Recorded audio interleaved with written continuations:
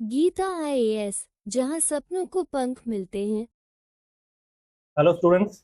देखिए, हमने इससे पहले वाली क्लास में आस्तिक दर्शन, नास्तिक दर्शन लगभग सब कंप्लीट कर लिया है। ठीक है।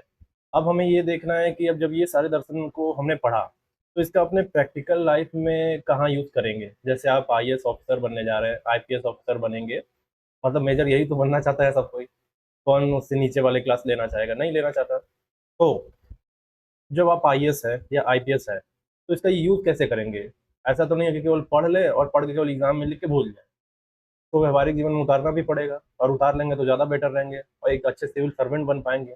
बहुत अच्छा करने का मतलब ये है कि बहुत ही माइंड से मजबूत। ठीक। अब उसी क्रम में हम सारे प्रैक्टिकल यूजेस देखेंगे, अंतर समझेंगे। सब चीज़ों का हमने बेसिक नॉलेज ले लिया है आस्तिक नास्तिक दर्शन का। अब हम सब उनका डिफरेंसेस देखेंगे, सारी चीज़ों को बारीकी से समझने की कोशिश करेंगे। ठीक है। तो पहला आ रहा है, वेद और वेदांत के बीच हम अंतर देखेंगे और एग्जाम्पल से समझेंगे सारी चीज़ों को, क्योंकि अब वेद वेदांत आप सब कुछ समझ चुके हैं तो मुझे बार बार एक ही चीज़ को बार बार बताने की जरूरत तो होगी नहीं। ठीक। तो डिफरेंस देखेंगे। ठीक। एग्जाम्पल से देखते चलेंगे। तो वेद क्या है? देखिए, वेद ऐसे है जैसे मोबाइल का पूरा यूजर मैनुअल। ठीक है, यूजर मैनुअल जैसा। उसमें क्या लिखा होता है यूजर मैनुअल में? फोन कैसे चलाना है, कौन सा बटन क्या करता है, बैटरी कैसे बचानी है, कौन सी सेटिंग सही है, क्या करने से फोन खराब होगा, कौन से नियम मानने हैं। ठीक है। वैसे ही वैसे ही वेद जो है, वेद इंसान को बताते हैं कि जीवन कैसे जीना है, पूजा पाठ कैसे करना है, यज्ञ मंत्र यज्ञ ये जो है मंत्र है, नियम है, वो क्या है, समाज और प्रकृति के साथ कैसे रहना है। यानी वेद क्या क्या कह रहे हैं कि जीवन सही तरीके से कैसे जियो। तो जीवन कैसे सही तरीके से जीना है वो वेद बता रहे हैं। ठीक है। ये होते हैं वेद। तो ये वेद के ये मुख्य उद्देश्य है, ये आपको बताना कि जीवन कैसे जिया जाता है। ठीक है। ये यूजर मैनुअल वाला याद रखिएगा कि मोबाइल का जो पूरा यूजर मैनुअल होता है कि फोन कैसे चलेगा, बटन कैसे क्या करेगा, बैटरी कैसे बचानी है, सेटिंग सही है या नहीं, कौन सी सेटिंग सही है, कौन सी सेटिंग सही नहीं है, क्या करने से फोन खराब होगा, क्या करने से फोन नहीं खराब होगा, कौन से नियम मानने हैं, कौन से नियम नहीं मानने हैं फोन के। ठीक वैसे ही वेद आपके जीवन का यूजर मैनुअल है।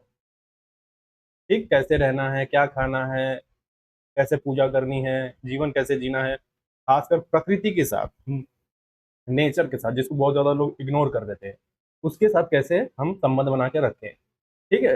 अगर हम प्रकृति का ख्याल रखेंगे तो प्रकृति हमारा ख्याल रखेगी। ये वेद में अच्छे से बताया गया है। तो जीवन कैसे जिया जाए ये वेद बता देता है हमें। वेदांत क्या है? अब समझिए एग्जाम्पल से। मान लीजिए कि एक दिन जो है आपके मन में सवाल आ गया कि फोन चलाना तो सीख लिया है, ठीक है, लेकिन फोन का असली मकसद क्या है? फोन चलाना सीख लिया का मतलब क्या है कि आपने ये तो सीख लिया कि जीवन कैसे जिया जाए, ये आप सीख चुके हैं कि जीवन कैसे जिया जाए, लेकिन अब असली मकसद क्या है? ठीक है, मतलब जीवन का असली मकसद क्या है, वो ही बताते हैं वेदांत। वेदांत में यही सब सवाल आते हैं। मान लीजिए कि मन में सवाल आया कि फोन चलाना तो सीख लिया, लेकिन फोन का असली मकसद क्या है? तो क्या सवाल मन में आएगा कि क्या सिर्फ कॉल करना, या सिर्फ गेम खेलना, या किसी बड़े काम के लिए बना है फोन? ठीक है, इस तरह के मन में सवाल आना। ठीक है, तो यहीं से क्या शुरू हो रहा है? वेदांत। तो वेदांत क्या बोलता है कि तुम सिर्फ शरीर नहीं है, तुम्हारे अंदर आत्मा है, वही आत्मा परमात्मा से जुड़ी है। जीवन का अंतिम लक्ष्य अपने असली स्वरूप को पहचानना है। ठीक। यानी वेदांत क्या पूछेगा कि मैं कौन हूँ, जीवन का असली उद्देश्य क्या है। अब वेद और वेदांत को दोनों को जोड़ के पढ़िए। वेद क्या बोल रहे हैं कि जीवन कैसे जीना है। चलिए ठीक है, आप जीवन कैसे जीना है आपने सीख लिया वेद से कि जीवन कैसे जीना है, लेकिन अब वेदांत खुद क्या आ जाएगा, चलिए वो बोलेगा कि चलिए भाई अपने जीवन तो सीख लिया। अब वेदांत आपसे पूछ लेगा कि सीख तो लिया लेकिन जीवन का असली मकसद क्या है। ठीक, दोनों को कनेक्ट कर पा रहे हैं? एक बार यूजर मैनुअल देखिए। एग्जांपल से मोबाइल का यूजर मैनुअल है, वो फोन वगैरह कैसे चलाना है आपने सीख लिया, लेकिन अब फोन का असली मकसद क्या है? फोन हमारे हाथ में तो आ गया, हमने चलाना भी सीख लिया, लेकिन इसका रियल असली मकसद क्या है? ठीक। तो ये जो असली मकसद क्या है जो सवाल आ रहा है, ये वेदांत करेगा, वेदांत में आता है। और वेद क्या है? आपको सिखाता है सब कुछ, कैसे इस रियल वर्ल्ड में आपको रहना है। वेद आपको सिखाएंगे इस रियल वर्ल्ड में कैसे रहना है। वेदांत आपको सिखाएगा कि इस रियल वर्ल्ड में होने का मतलब क्या है। ठीक है, आपका जीवन का असली मकसद क्या है। तो यहीं से सवाल शुरू आता है ना कि मैं कौन हूँ, हम मेरा जीवन का असली उद्देश्य क्या है। जब आपके मन में ये सवाल आने लगे ना, तो आप समझ लीजिए आप वेदांती होने लगे। आप वेदांत दर्शन को फॉलो करने लगे, आपके दिमाग में आने लगा कि यार जीवन में आ गए, धरती पे आ गए, क्या करने आए हैं। ऐसा मन में एक समय तो आ ही जाता है। हर इंसान के किसी न किसी फेज में एक बार ऐसा मन में सवाल आता है कि मैं यार मैं पैदा क्यों हो गया, क्या करना है, मतलब यहाँ पे जन्म लेना है, खाना है, पीना है, एग्जाम देना है, फिर एक दूसरे को क्रिटिसाइज करना है, मतलब यही करने आए थे क्या, और इससे होने वाला क्या है, मतलब जाना कहाँ है, पैदा तो हो गए लेकिन जाना कहाँ है, पैदा हो रहे हैं मर रहे हैं, पैदा हो रहे हैं मर रहे हैं, जाना कहाँ है, अल्टीमेट गोल क्या है, अंतिम लक्ष्य क्या है। जब ये सब मन में सवाल आता है तो समझ लीजिए वो वेदांती है। वेदांत इस तरीके के सवाल मन में आपके पैदा कर देगा। तो वेद और वेदांत का अंतर क्या है कि वेद क्या कहता है कि क्या करना है, और वेदांत कहता है क्यों करना है। ठीक है, वेद में नियम और कर्म बताए जाएंगे, वेदांत में आत्मा और परम सत्य के बारे में बताया जाएगा। वेद बाहरी जीवन को बताता है, वेदांत अंदरूनी अंदरूनी ज्ञान बताता है। ठीक है, मन के अंदर सवाल आने लगेंगे। और वेद वेद जो है बाहरी कर्म कांड से जुड़ा हुआ है। पूजा पाठ, वेद जो है पूजा पाठ से जुड़ा, और वेदांत जो है आत्मज्ञान से। वेद क्या है, शुरुआत है, वेदांत क्या है, अंतिम सार है। मतलब वेद से शुरू होकर हम वेदांत तक पहुंचेंगे। जीवन कैसे जीना है, फिर मन में जब आपने सीख लिया जीवन कैसे जीना है, तो मन में क्या सवाल आएगा उठ के कि जीवन का असली मकसद क्या है, हु एम आई, मैं कौन हूँ, ये सवाल। ठीक। तो वेद क्या है, एग्जाम्पल के लिए स्कूल की पूरी पढ़ाई, जैसे मैथ हो गया, साइंस हो गया, नियम है, परीक्षा है, तो ये हो गया वेद। और वेदांत क्या है, जीवन का असली ज्ञान। जैसे कोई गुरु कहे ना कि पढ़ाई से सिर्फ नौकरी के लिए नहीं है, बल्कि खुद को समझने के लिए भी है। ठीक है, समझ में आया। तो पढ़ाई क्या है, सिर्फ नौकरी के लिए नहीं है, खुद को समझने के लिए है, आत्म विश्लेषण करने के लिए है। ठीक है, तो वो वेदांत है। तो जीवन का असली ज्ञान, वेदांत क्या है, जीवन का असली ज्ञान, जो आपको ये सोचने पे मजबूर कर दे कि मैं कौन हूँ, मेरी सत्ता क्या है, मैं क्यों इस धरती पे हूँ। ठीक। अब खाना बनाने वाला उदाहरण ले लीजिए। वेद कहते हैं कि जैसे वेद के एग्जाम्पल के लिए, जैसे दाल कैसे बनाओ, कितना नमक डालो, कौन सा बर्तन इस्तेमाल करो। और वेदांत क्या कहता है, खाना सिर्फ पेट भरने के लिए नहीं है, बल्कि शरीर और मन को स्वस्थ रखने के लिए भी है। यानी वेदांत क्या डीप में जा रहा है। आपके ये मान लीजिए आप इंसान है, तो वेद क्या कर रहा है, बाहरी चीजों पे फोकस कर रहा है कि ऐसे रहो वैसे रहो, ये करना है वो करना है। वेदांत क्या कर रहा है, आपके अंतर मन में झांक रहा है। यहाँ क्या लिखा है, खाना सिर्फ पेट भरने के लिए नहीं, बल्कि शरीर और मन को स्वस्थ रखने के लिए। एग्जाम्पल से समझा रहे हैं, वेद में ये सब नहीं आता है, लेकिन मैं आपको रिलेट करके कंपेरेटिवली समझाने की कोशिश कर रहा हूँ। कंपेयर करके समझेंगे तो समझ में आएगा। ठीक। देखिए, हिंदी में एक बहुत ही अच्छा है चीज आता है, उपमा। अब जब उपमा का मतलब होता है तुलना वगैरह करके उत्तर लिखना, जब आप तुलनाएं करके उत्तर लिखते हैं ना, तो आपका उत्तर बेहतर होता है। अगर किसी को कुछ समझाना है तो एग्जाम्पल से, कॉन्सेप्ट पढ़ा, समझा दिया, उसके बाद एग्जाम्पल दे दीजिए ताकि समझ में आएगा जो मैं कर रहा हूँ। ठीक है, मेन चीज आपको वेद वेदांत समझाना था कि वेद क्या है, आपको जीवन कैसे जीना है वो सिखाता है। और वेदांत क्या कहता है कि आपके मन से सवाल डालता है ये कि आपने जीवन जीना तो सीख लिया, लेकिन जीवन का असली मकसद क्या है। यही है वेद वेदांत। ठीक है, बाकी सब मैं आपको एग्जाम्पल से समझाने की कोशिश कर रहा हूँ, आप समझ में आ गया होगा आपको। ठीक है। अब भगवान कृष्ण का उदाहरण समझिए। महाभारत में क्या है, पूजा है, धर्म है, नियम है, तो ये वेद वाला भाग हो गया। आत्मा कभी नहीं मरती, तो ये वेदांत वाला भाग हो गया। समझ में आ गया। इसलिए भगवत गीता को वेदांत का सबसे बड़ा ज्ञान माना जाता है। आत्मा कभी नहीं मरती, ऐसा अगर कोई बोला है तो वेदांत वाला भाग है। अगर पूजा, धर्म, नियम, यज्ञ, ये सब वाली बातें आ रही हैं तो वो वेद वाला भाग है। ठीक। तो वेद क्या बोल रहे हैं कि सही जीवन कैसे जियो, वेदांत कर रहे हैं, वेदांत कहता है कि तुम वास्तव में कौन हो। ठीक। तो वेद क्या है, ज्ञान का विशाल समुद्र, और वेदांत क्या है, उस समुद्र का सबसे गहरा मोती। ये है वेद। और वेदांत क्या है, इसमें एक बहुत ही गहरा मोती, गहराई में जाएंगे समुद्र के तो हमें मोती मिलेगा। ठीक। समझ में आ गया। अब चलिए आगे बढ़ते हैं। ये क्या है, वेद की नीति मीमांसा प्रवृत्ति मार्ग। वेदों की नीति मीमांसा प्रवृत्ति मार्ग, इसको समझते हैं। वेदों की नीति मीमांसा प्रवृत्ति मार्ग, मतलब वेदों की एथिक्स। प्रवृत्ति मार्ग इसका मतलब क्या है, देखिए इसका मतलब ये है कि वेद जो है हमारे हमें जो है संसार में रहते हुए, काम करते हुए, जिम्मेदारियां निभाते हुए, धर्म का पालन करना सिखाते हैं। मतलब हम इस संसार में है, हम काम भी कर रहे हैं, इस संसार में रह रहे हैं, हम अपनी रिस्पॉन्सिबिलिटी लोगों से निभा रहे हैं, जैसे मम्मी पापा का हो गया, एज अ आप मान लीजिए आप बेटे हैं तो मम्मी पापा का को संभालेंगे, आप भाई है तो अपने छोटे भाइयों का ख्याल रखेंगे, मतलब सब जिम्मेदारियां निभाते हुए धर्म का पालन करना सिखाता है। ठीक है, ये नहीं कि सब कुछ छोड़ छाड़ के भाग जाओ। समझ में आया? वेदों की नीति मीमांसा का प्रवृत्ति मार्ग यही है कि भाई इस संसार में रहते हुए अपनी पूरी जिम्मेदारियों को संभालते हुए धर्म का पालन करना, छोड़ के सब कुछ भागना नहीं। ठीक है, मान लीजिए एग्जाम्पल के लिए एक क्रिकेट खिलाड़ी है। ठीक है, मान लीजिए आप क्रिकेट खिलाड़ी हैं, तो प्रवृत्ति मार्ग, ठीक है, प्रवृत्ति मार्ग यानी वेद आपसे ये नहीं कहेंगे कि क्रिकेट खेलना छोड़ दो, जंगल में चले जाओ और सिर्फ भगवान का नाम लो। ठीक है, इसके बजाय क्या बोलेगा कि वेद ये बोलेगा कि क्रिकेट खेलो, लेकिन कैसे खेलो, ईमानदारी से खेलो, नियमों का पालन करो, अपनी टीम के लिए अच्छा करो, अपने विरोधियों का सम्मान करो, अपनी जीत या हार को बहुत ज्यादा दिल पर मत लो, और खेल के दौरान भी अपने मन को शांत रखने की कोशिश करो। ठीक है, तो इसका मतलब ये है कि वेदों की नीति मीमांसा आपको जीवन के मैदान में डटे रहने और वहीं पर धर्म का पालन करने का रास्ता दिखाती है। ठीक, तो ये आपको क्या है, गृहस्थ जीवन जीने, बच्चे पैदा करने, धन कमाने और समाज के लिए काम करने और इन सबके दौरान धार्मिक और नैतिक बने रहने के लिए प्रेरित करता है। ठीक है, तो आपको समझ में आया कितना ये प्रवृत्ति मार्ग, वेदों की नीति मीमांसा में प्रवृत्ति मार्ग कितना साइंटिफिक है। मतलब ये नहीं कह रहा कि आपको अगर भगवान का नाम लेना है तो घर छोड़ के निकल जाओ, जंगल में जाओ और हरे राम कृष्ण कृष्ण कृष्ण ये सब करो, ये सब नहीं। वो कह रहा है कि इसी धरती पे रहो, इसी अपने गृहस्थ जीवन में हो, तो गृहस्थ जीवन को ईमानदारी से एकदम, मतलब अगर एक पत्नी है तो दूसरी पत्नी की तरफ ऐसे निगाहें मत घुमाओ, ये सब मत करो। अपने जीवन नैतिक होकर अपना जीवन जियो, सबका ख्याल रखो, अपनी पूरी जिम्मेदारी निभाओ। अगर आप क्रिकेटर हो तो क्रिकेट में टीम वर्क में खेलो, और टीम की जो भावना होती है उसको बरकरार रखो, ये नहीं कि नफरती हो जाओ। यानी नीति मीमांसा मतलब नियम और नैतिकता से जियो। ठीक है, तो वेदों की नीति मीमांसा में प्रवृत्ति मार्ग में यही बात समझाई जा रही है। एग्जाम्पल के लिए मान लीजिए आप एक व्यापारी हैं, तो वेद क्या बोलेंगे कि व्यापार करो, लाभ कमाओ, लेकिन ईमानदारी से। ठीक है, ये ईमानदारी वर्ड जुड़ जाएगा। ईमानदारी से कमाओ, नैतिक रहो, किसी को धोखा मत दो, उचित उचित मूल्य लो, और अपने कमाए हुए धन का कुछ हिस्सा समाज के भलाई के लिए भी लगा दो।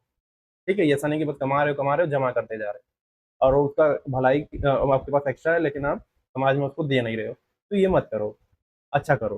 ठीक, भाव समझ में आ ही गया होगा। और आप मान लीजिए गृहस्थ है, मतलब शादीशुदा है, गृहस्थ जीवन जी रहे हैं, तो वेद क्या कहेंगे कि शादी करो, बच्चे पालो, अपने परिवार की देखभाल करो, अपने माता पिता का सम्मान करो और अपने ड्यूटीज को निभाओ।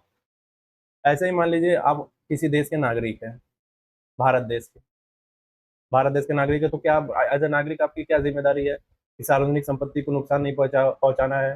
ठीक है, अपनी बात संवैधानिक तरीके से सबके सामने रखनी है, यानी कि गाली गलौज करने लग जाए, समझ में आया? गंदगी नहीं फैलानी है, महिलाओं का सम्मान करना है, ये सारी चीजें।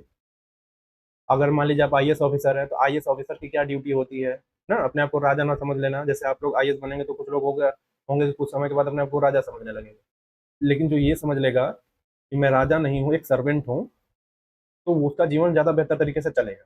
ठीक है, हाँ, लेकिन उसके जीवन में जो कष्ट झेलने की क्षमता रखेगा, क्योंकि आप नैतिक हैं, जो सिविल सर्वेंट होगा वो नैतिक हो सकता है, लेकिन और लोग नैतिक नहीं होंगे, अनैतिक होंगे, वो लोग उस पर दबाव डालेंगे। लेकिन अगर इस तरीके का कोई व्यक्ति है, दृढ़, मतलब कहते हैं ना, man of integrity, women of integrity, या थर्ड जेंडर ऑफ इंटीग्रिटी, अगर इस तरीके के लोग हैं, मजबूत इरादों वाले हैं और नैतिक भी हैं, तो ऐसी बाधाओं को ऐसे चुटकी बजा के पार कर लेते हैं। मतलब उनको किसी बात का डर नहीं होता है, ऐसा कि मेरी नौकरी चली जाएगी, मेरी जान चली जाएगी। ये सभी जानते हैं कि ये जॉब वैसे भी खतरनाक जॉब है, ये जॉब वैसे भी खतरनाक है। आप कितनी भी सिक्योरिटी लगा लें, जान अगर किसी कोई हत्या करने के मूड में आ गया तो कर ही देगा। लेकिन मरना भी है तो अपने उसूलों के साथ, ये नहीं कि कॉम्प्रोमाइज कर लिया इन सब चीज़ों से और हम अनैतिक हो गए, किसी के साथ नुकसान कर दिया, कुछ कर दिया, ये नहीं। बहुत ही चालाकी से, तरीके से चलना है। और man of integrity, women of integrity, third gender of integrity, मतलब अपने जो आपका व्यक्तित्व है उसको खोना नहीं है। आप जो है मूल रूप में उसको बरकरार रखना है। कि थोड़ा सा लालच आया, हल्का सा 5-10 करोड़ आ गया तो कि अपने इच्छाएं आपकी जो है आपके ऊपर हावी हो गई, आपने तुरंत भिखमंगों की तरह हाथ बढ़ा दिया, ये मत करिए। आप तो एक आईएएस ऑफिसर हैं, आरटीएस ऑफिसर हैं, तो अपनी हैसियत समझिए, संवैधानिक पद पे बैठे हुए हैं, तो भिखमंगों वाली हरकतें मत करिए। मतलब आपके लिए नहीं बोला जा रहा, जो ऐसे करेंगे उनके लिए है। समझ में आया? तो गृहस्थ जीवन में है तो क्या करना है कि अपना गृहस्थ जीवन की जो भी जिम्मेदारियां हैं उसको पूरी तरह से निभाना है।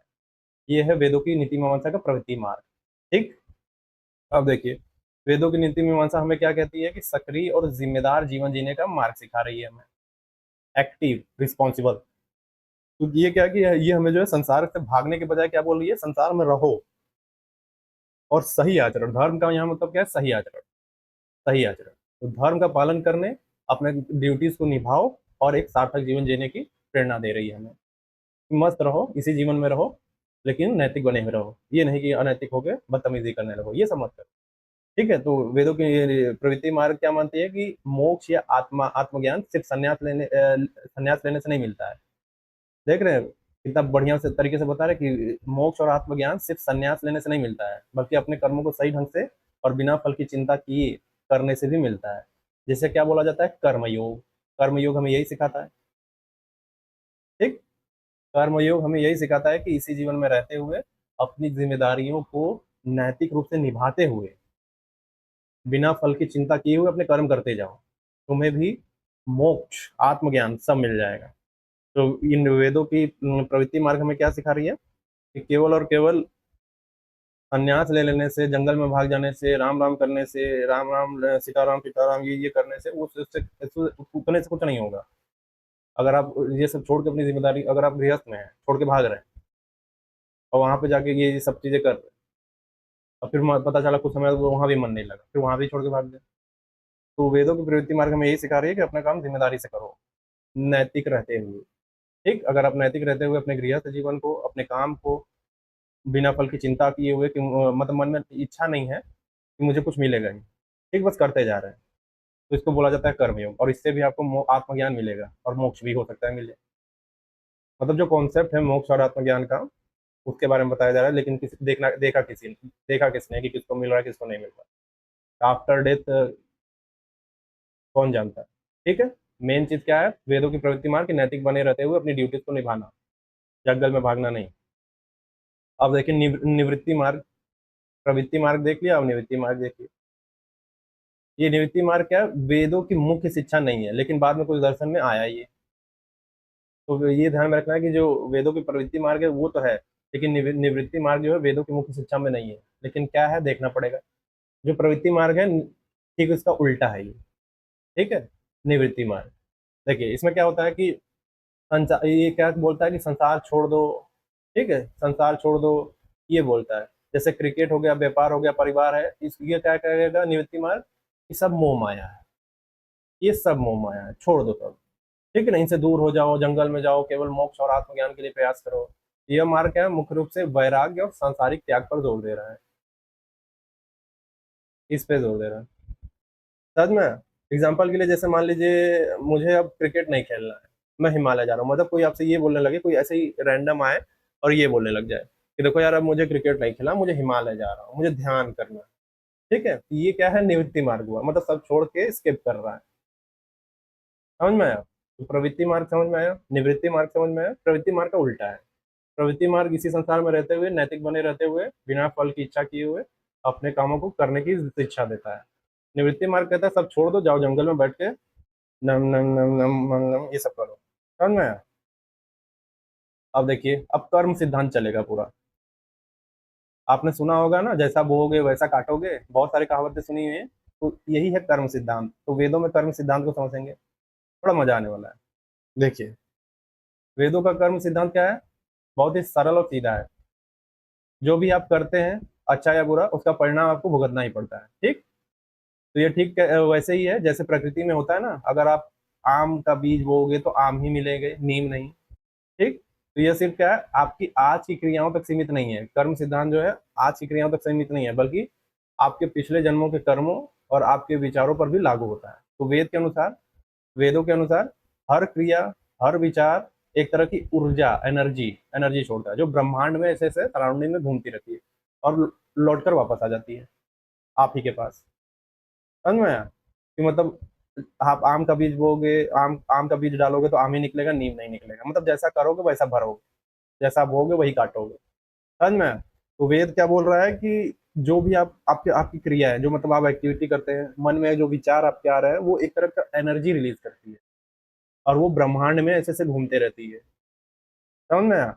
और क्या होता है, वो एक समय के बाद वापस आ जाती है आपके पास। आपके पिछले जन्म के जो कर्म है वो भी आपने इस जन्म में जन्म लिया तो वो ब्रह्मांड में घूमती रहेगी और आपके पास चली आएगी, तो आपको उसका फल मिलेगा। तो वेद बोल रहा है, मतलब मैं नहीं बोल रहा हूँ, वेदों के अनुसार है ये। एग्जाम्पल है, समझिए।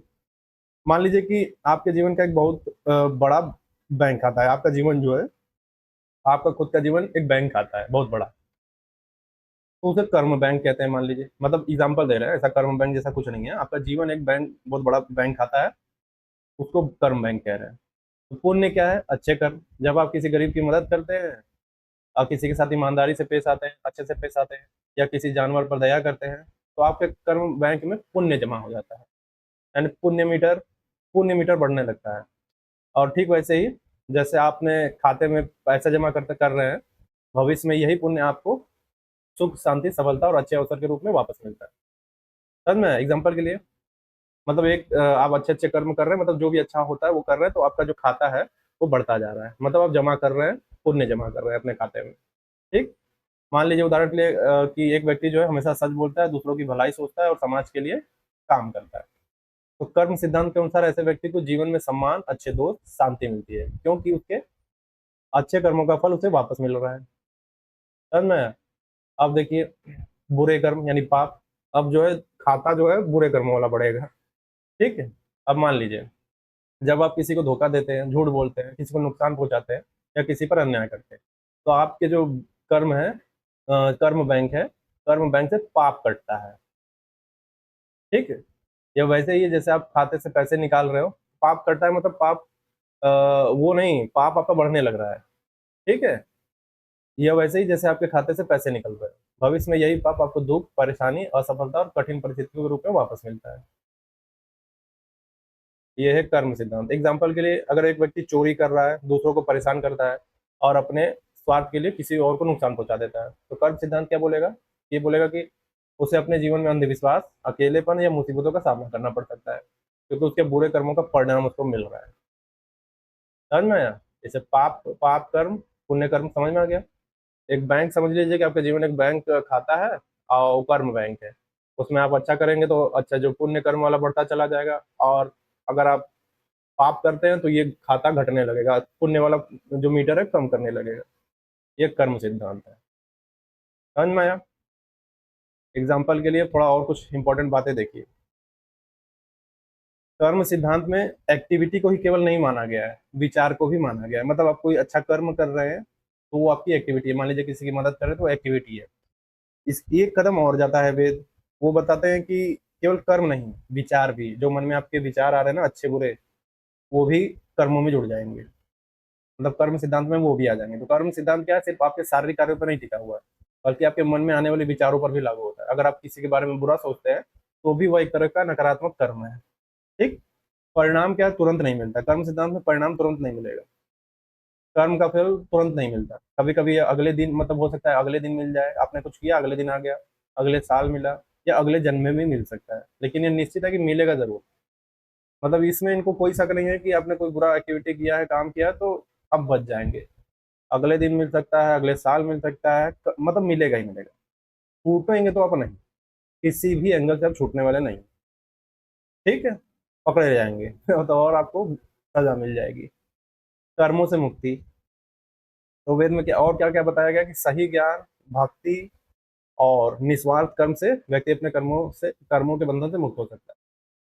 ठीक है। तो ये कर्म से मुक्ति दिला रहे हैं, मतलब जब कर्म ही नहीं करेंगे तो ये जो पाप पुण्य वाला मीटर है, पापों में हम पापों मीटर, पुण्य मीटर बोल लीजिए, जो पाप का मीटर है, पुण्य मीटर है, उनसे उनसे परे हट जाएंगे। ठीक है। तो क्या वेदों में बताया गया? सही ज्ञान यानी ज्ञान मार्ग, अब भगवत गीता हम पढ़ते हैं ना, ज्ञान मार्ग, तो सही ज्ञान, भक्ति, भक्ति मार्ग, और निस्वार्थ कर्म, कर्म योग। निस्वार्थ कर्म मतलब कर्म योग से व्यक्ति क्या है? अपने कर्मों के बंधन से मुक्त हो सकता है। हर जगह कर्म कर्म बोला गया है, बहुत सारे दर्शन में आप देखेंगे कर्म क्या बोल रहे हैं कि आत्मा पे कर्मों की धूल जम जाती है, उसको साफ करने के लिए तपस्या करनी पड़ती है। पिछले क्लासेस में देखा था। तो कर्मों के बंधन से मुक्त होना है। ठीक है। तो कर्म सिद्धांत में क्या सिखा रहा है कि हम अपने जीवन के निर्माता खुद हैं, हमारे कर्म ही हमारे भविष्य का निर्माण करते हैं। ठीक है। यह हमें जिम्मेदार और नैतिक जीवन जीने के लिए प्रेरित करता है, क्योंकि हम जानते हैं कि जो भी हम करेंगे वो हमारे पास लौट कर आएगा। एक तरीके से आपको डराया जा रहा है। ठीक है। कर्म सिद्धांत के जरिए आपको नैतिक बनाने की कोशिश की जा रही है। समझ में आया? क्योंकि इंसान क्या है, एक सोशल एनिमल है और एनिमल वर्ड लगा हुआ है, तो कुछ भी कर सकता है। समझ में आया? मतलब ये कि ये जो कर्म सिद्धांत लाया गया है आपको नैतिक बनाने के लिए, यानी पाप ना करने के लिए, गलत हरकत ना करने के लिए, आपको नैतिक बनाए रखने के लिए ये कर्म सिद्धांत इंक्लूड कर दिया गया है। मुझे पढ़ के तो यही लग रहा है ना कि देखिए पुण्य करेंगे तो ये हो जाएगा, पाप मतलब पाप करेंगे तो ये हो जाएगा, पुण्य करेंगे तो आप तो एकदम राजा बन जाएंगे, एकदम मतलब सम्मान मिलेगा आपको, एकदम राजगद्दी पे बैठ जाएंगे। समझ में आया क्या किया जा रहा है? बस आपको नैतिक बनाने का ये एक प्रयास है कर्म सिद्धांत।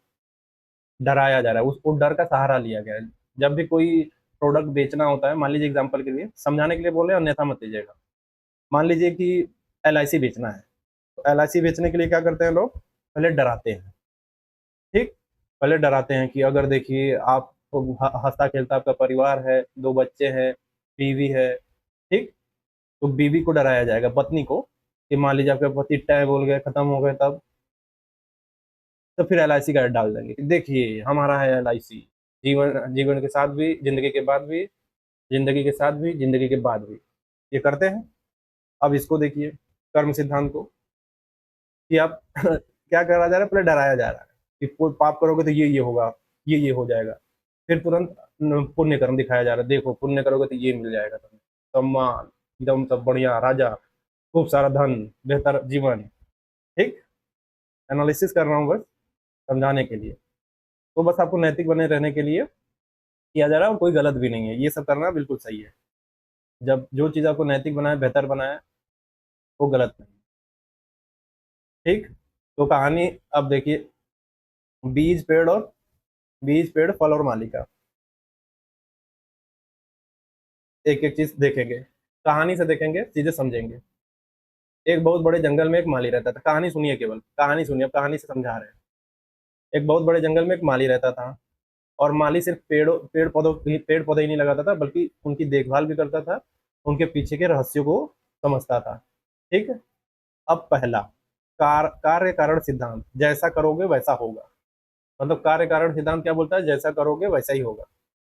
ठीक है। तो माली जानता था कि जंगल में कुछ भी अनायास नहीं होता है, हर चीज के पीछे एक कारण होता है, और उस कारण का एक निश्चित कार्य यानी परिणाम होता है। उदाहरण के लिए, अगर माली जमीन में आम का बीज क्या है, कारण, बीज बोएगा तो उसे हमेशा आम का ही पेड़ यानी कार्य उगेगा। समझ में आया? पेड़ ही उगेगा।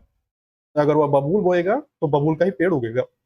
ऐसा कभी नहीं होगा कि आम के बीज से नीम निकल जाए, नीम का पेड़ निकल आए, ये नहीं होगा। तो माली समझता था कि जंगल में लगी आग, कार्य का, आग क्या है, कार्य, आग का कारण सूखी पत्तियां और तेज हवा हो सकती है। तेज हवा क्या है, कारण, कार्य कारण। या जंगल में स्वादिष्ट फल का कारण जो है अच्छी मिट्टी और सूरज की रोशनी है। फल क्या है, कार्य, और कारण क्या है, सूरज की रोशनी।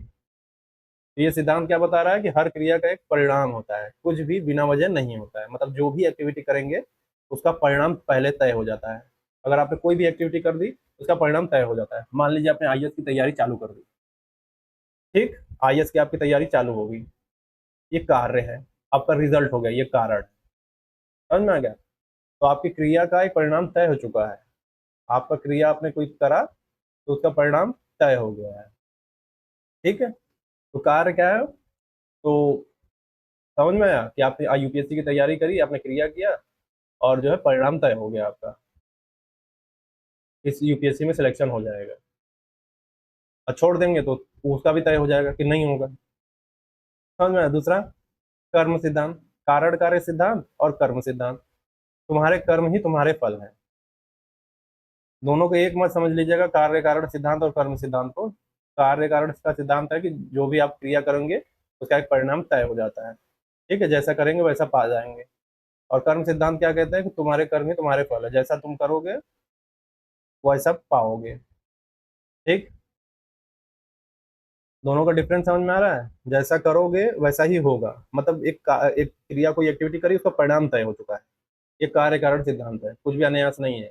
आप आम का बीज लगाओगे तो पेड़ उगेगा ही, आम का पेड़ ही उग जाएगा। ठीक, पेड़ उगना तय हो जाता है।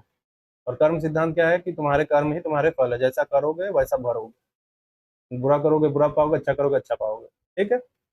तो कर्म सिद्धांत में माली ने कार्य कारण सिद्धांत को अपने जीवन में लागू किया। उसने समझा कि यह नियम सिर्फ बीज और पेड़ पर नहीं है, बल्कि उसके अपने कर्मों पर भी लागू होता है। उसके हर छोटे बड़े काम का ये परिणाम होगा।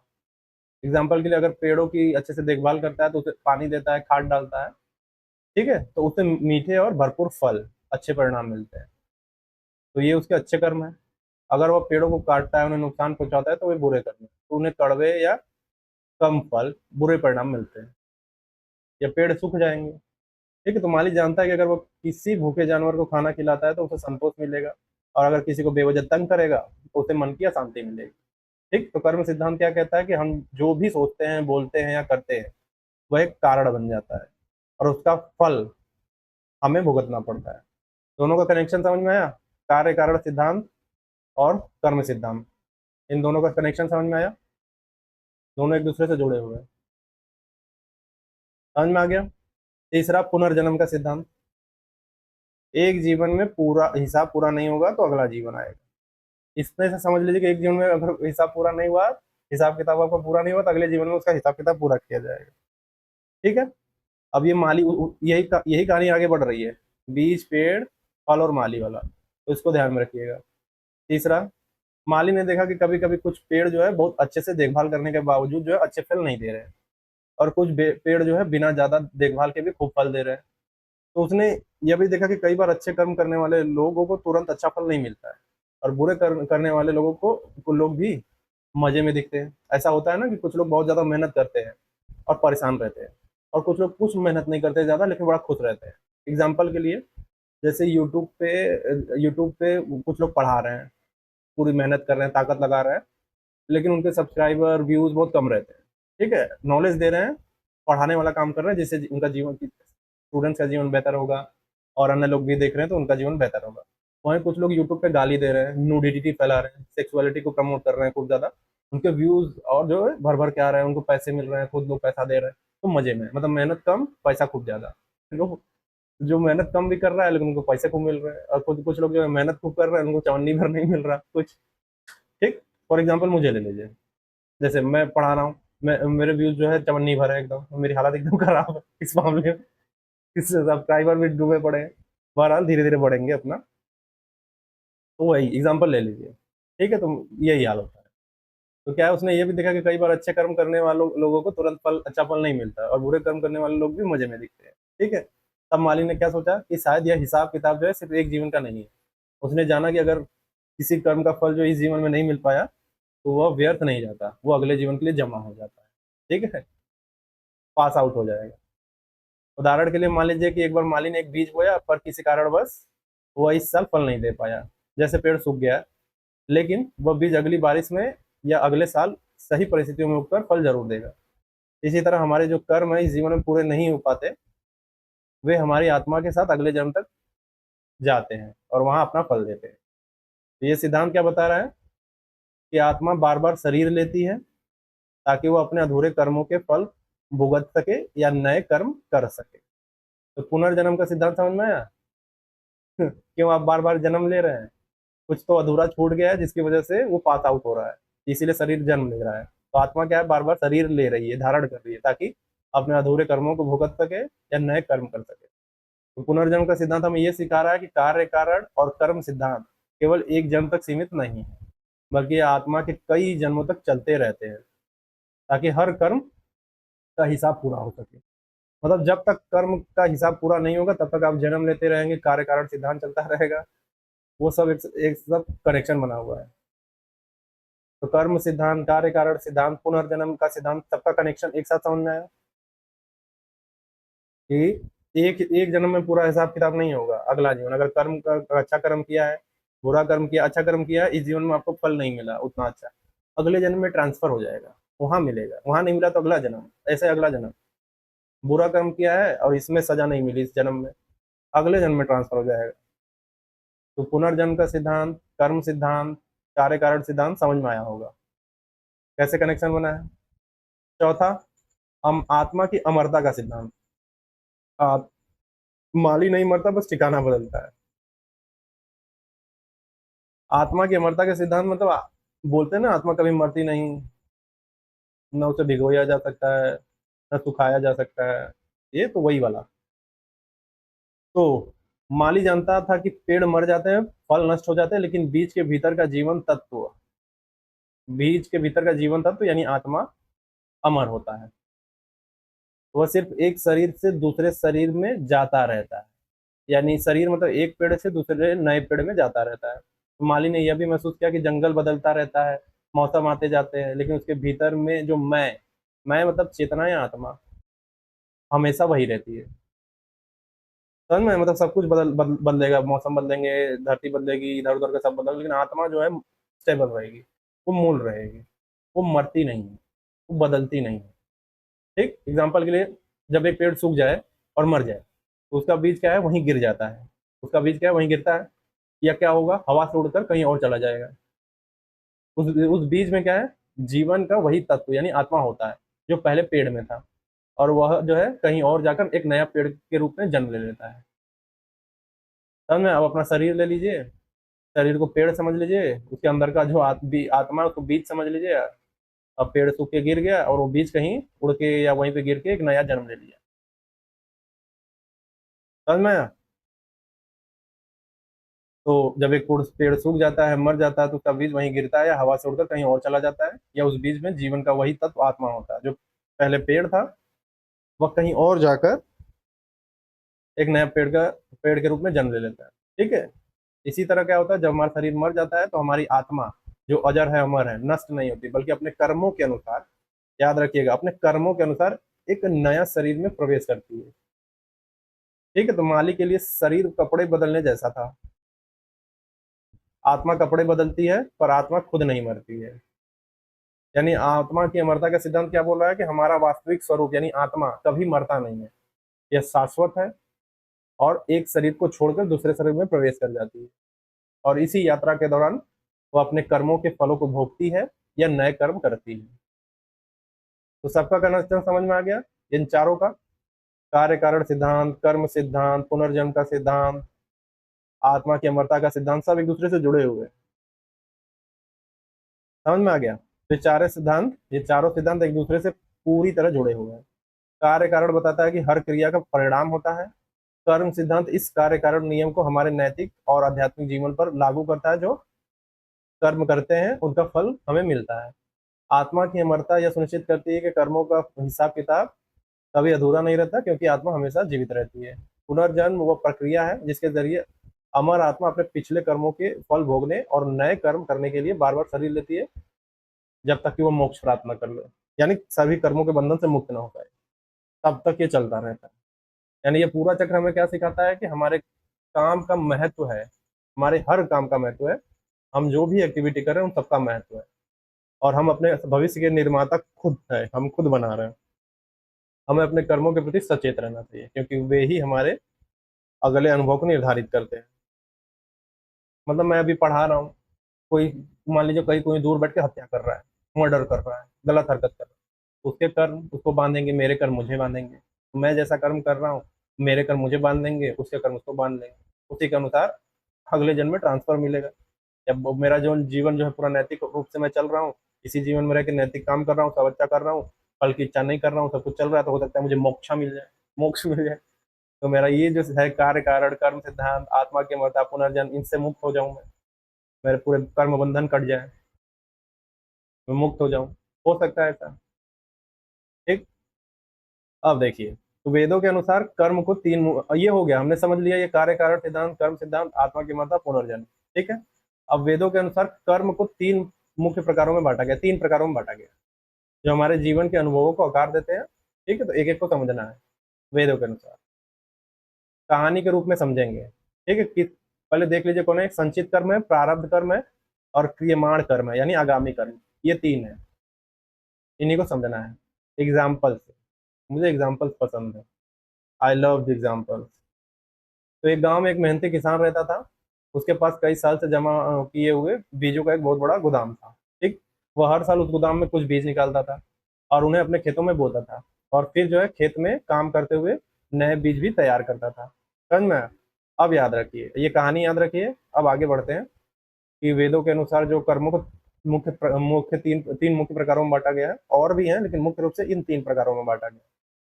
तो पहला है संचित कर्म, यानी गोदाम में जमा हुआ बीज। इस कहानी को ध्यान में रखेंगे, जब इस कहानी को ध्यान में रखेंगे तभी ये आगे सब समझ में आएगा। ठीक है, एक बार कहानी फिर से बोल देता हूँ कि एक गांव में एक मेहनती किसान रहता था। उसके पास कई साल से जमा किए हुए बीजों का एक बहुत बड़ा गोदाम था। वो हर साल उस गोदाम से कुछ बीज निकालता था और अपने खेतों में बो देता था। फिर खेत में काम करते हुए वो नए बीज तैयार कर लेता था। चलिए अब आते हैं संचित कर यानी गोदाम में जमा बीज। अब सोचिए कि किसान के गोदाम में पिछले कई सालों से जमा हुए अनगिनत बीज पड़े हैं। पिछले कई सालों से का मतलब है यहाँ कि पिछले कई जन्मों से। ठीक है, क्योंकि हम फिलोसफी समझ आ रहे हैं तो देखिए, यानी पिछले कई जन्मों से अनगिनत बीज पड़े हैं। कुछ अच्छे हैं, कुछ खराब है, कुछ छोटे हैं, कुछ बड़े हैं। तो ये सारे बीज जो है अभी बोए नहीं गए हैं, बस जमा है। ठीक है, तो आसान भाषा में समझिए, संचित कर्म क्या है? हमारे सभी पिछले जन्मों के वो सारे कर्म जिनका फल हमें अभी तक मिला नहीं है। ये अच्छे और बुरे कर्मों का एक बहुत बड़ा भंडार है, एक विशाल बैंक अकाउंट की तरह। समझ में आया? तो हम जानते हैं कि ये कर्म मौजूद है, लेकिन अभी इनका फल शुरू नहीं हुआ है। ठीक, तो संचित कर्म क्या है? हमारे सभी पिछले जन्मों के वो सारे कर्म जिनका फल हमें अभी तक मिला नहीं है। वो अच्छे कर्म भी हो सकते हैं, बुरे कर्म भी हो सकते हैं, और ये अच्छे कर्मों और बुरे कर्मों का एक बहुत बड़ा भंडार हो सकता है, एक बैंक अकाउंट की तरह। और क्या है? हम ये जानते हैं कि ये कर्म मौजूद है, लेकिन अभी इसका फल मिलना शुरू नहीं हुआ है। ये है संचित कर्म। एग्जाम्पल के लिए, किसान के गोदाम में हजारों तरह के बीज हैं, आम, अमरूद, नीम, बबूल, इन सब के। ये सारे बीज अभी पोटेंशियल में है, यानी ये भविष्य में पेड़ बन सकते हैं, लेकिन अभी इनसे फल मिल नहीं रहा है, मतलब रखा हुआ है। मतलब आपके पिछले जन्म के जितने भी कर्म है ना, एक गोदाम की में जमा हुए पड़े हैं।